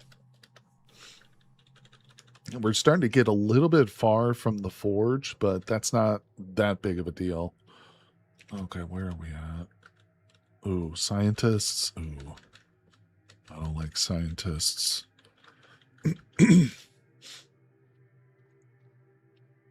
Yeah, I don't play experimental much either. I used to, but it does change far too frequently for me. You know, again, there are some changes on like the latest experimental I would probably like, but yeah, then again, there are probably a lot of things about it I wouldn't like too. So I tend to shy away from it nowadays. When I first started playing Cataclysm, I did play experimental a lot more, but now I just play this one version. All right, I'm going to grab the map. It's activated to learn its knowledge. Beautiful. Got to find a base camp, people. We got black pudding. We got black puddings, people. Watch out. Those things are no joke. You don't mess with the black puddings. They're good, though, if you can get some... If you can, like, lure zombies into the black puddings. Oh, no way. It's a farm supply store. Are you kidding me? No way. That is hilarious. For anybody who was here for yesterday's live stream, you'll know that we spent almost the entire stream holed up in this farm supply store right here. This is where almost the entirety of yesterday's live stream took place, was right here in this very farm store, which was just south of where we spawned in the game. I had to stay there for several days because I broke my leg and we had to, recover. So we spent many a night just sitting in there reading, and I even said, I think too yesterday, boy, I would like to make this my permanent base. But now we have that option. There's another farm store all the way down here. These things are kind of rare too. Like, I don't see them that often, but the good news is, even if we don't turn this into a base, because to be quite honest, the structure itself is not the best for bases. It's going to have some serious loot, though. Seriously good loot. We're talking everything from potential firearms to, like, clothing to tractor supply stuff, like more seeds, fertilizer. Oh, yeah, this is huge.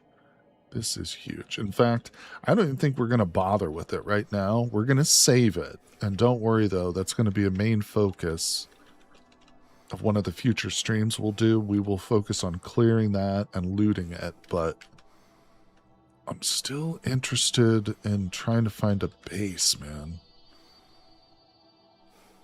All right, we're going to backtrack.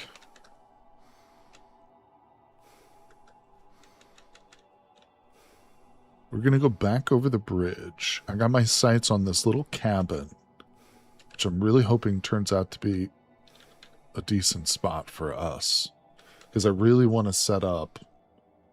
Yeah, the river is nice too. Yeah. Do we have no hope turned on almost so everything is partially destroyed? Yes, Assault. We do have no hope. It has 3 different difficulty settings, as I'm sure many are aware. Oh, what? Oh my god, how did I walk into zombies? Hold on a second, my safe mode's turned off. Okay, I'm sorry, we gotta get the frick out of here. Oh no! Oh no, okay, we're in serious trouble. Oh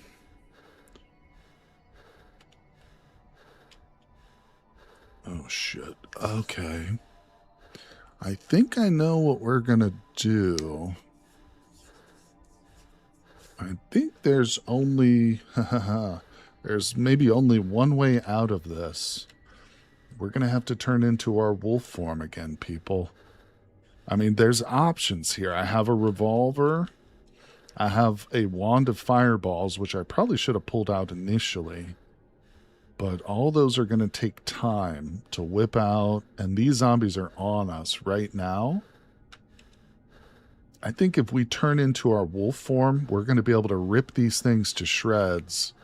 Our healing, no, tear gas does not work on undead creatures. It won't work against zombies.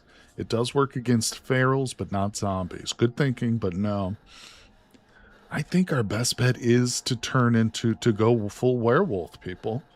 We're going full werewolf. It lasts for a full day, and we won't be able to cast any other spells after we've transformed, but it's going to make us very, very powerful. Our healing rate is going to go through the roof, so any injuries we get will heal up within like the next hour or two. Let's do it.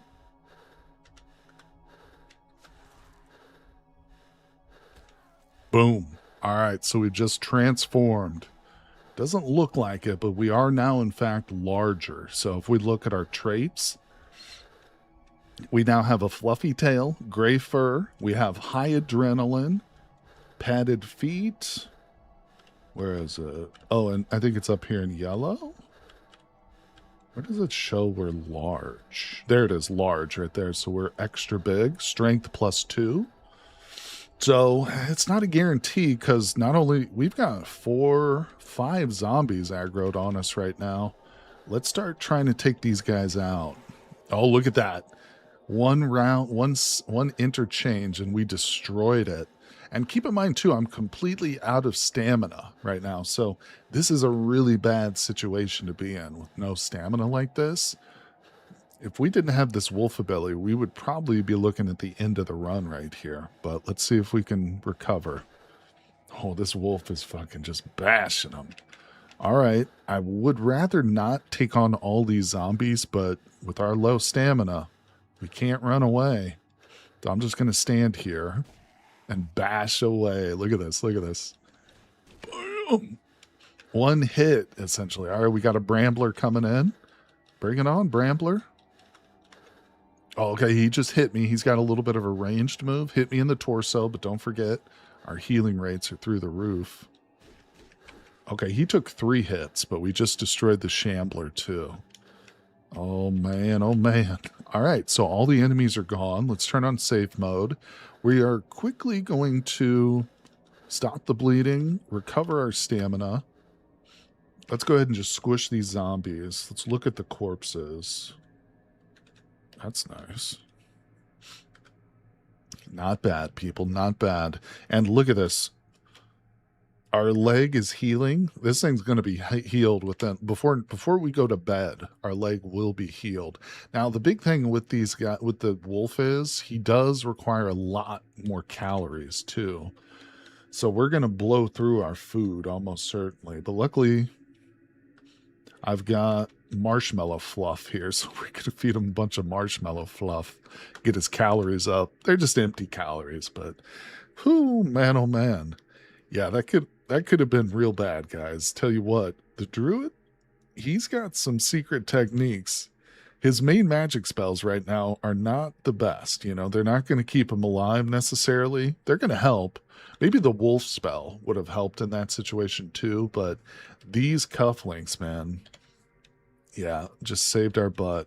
No doubt about it. So we got to be extra careful, though, of course, because we got to wait about a week for that to recharge.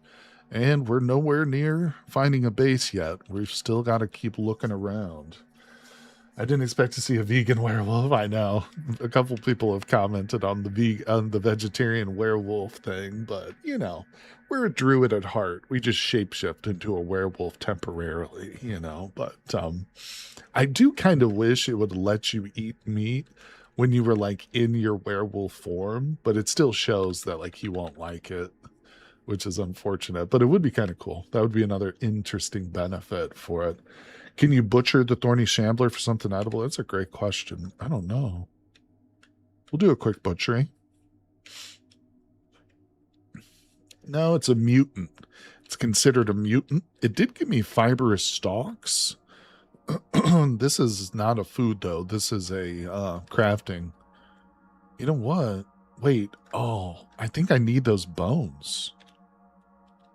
Oh, yeah. Cool, cool, cool. I'm glad we did that because I needed the bones and fur patches as components for my feral form spell. And I didn't have any bones until right this moment. So that's pretty cool. Glad we did that. But to answer your question, no. What are they called? The plant faction? Chrysalids or Day of the Triffids. You can kill and eat Triffids because they're like they turn into vegetable matter or something like that. But I usually don't mess with Triffids because they're kind of they're like ants. When you come across a Triffid patch, they're everywhere. They will attack you in large quantities. Where are the bones at? Did we put them? Oh, they're there. I want to favorite these. Whoo, Triffids. Yeah, that's what I was thinking of. All right, so I want to keep looking around, and we definitely are obviously going to proceed to find a base, but I think it's probably a good point to end the stream. We just almost lost everything. So one thing I've learned is when I push myself to stream for too long and I start getting tired, start making mistakes, and that's when we can lose the run. So I think we'll save it right here at this point. And again, next weekend, we're going to be doing 2 streams for this character. Tune in again on Saturday and Sunday next weekend. Of course, make sure you subscribe, follow me on Twitch to get notifications and stuff. But yeah, that's a good end point. And we will find a base and start the process of gearing up in the next one. So I appreciate everybody coming by. Thank you so much for hanging out with me today. And I'll see you guys on the next one.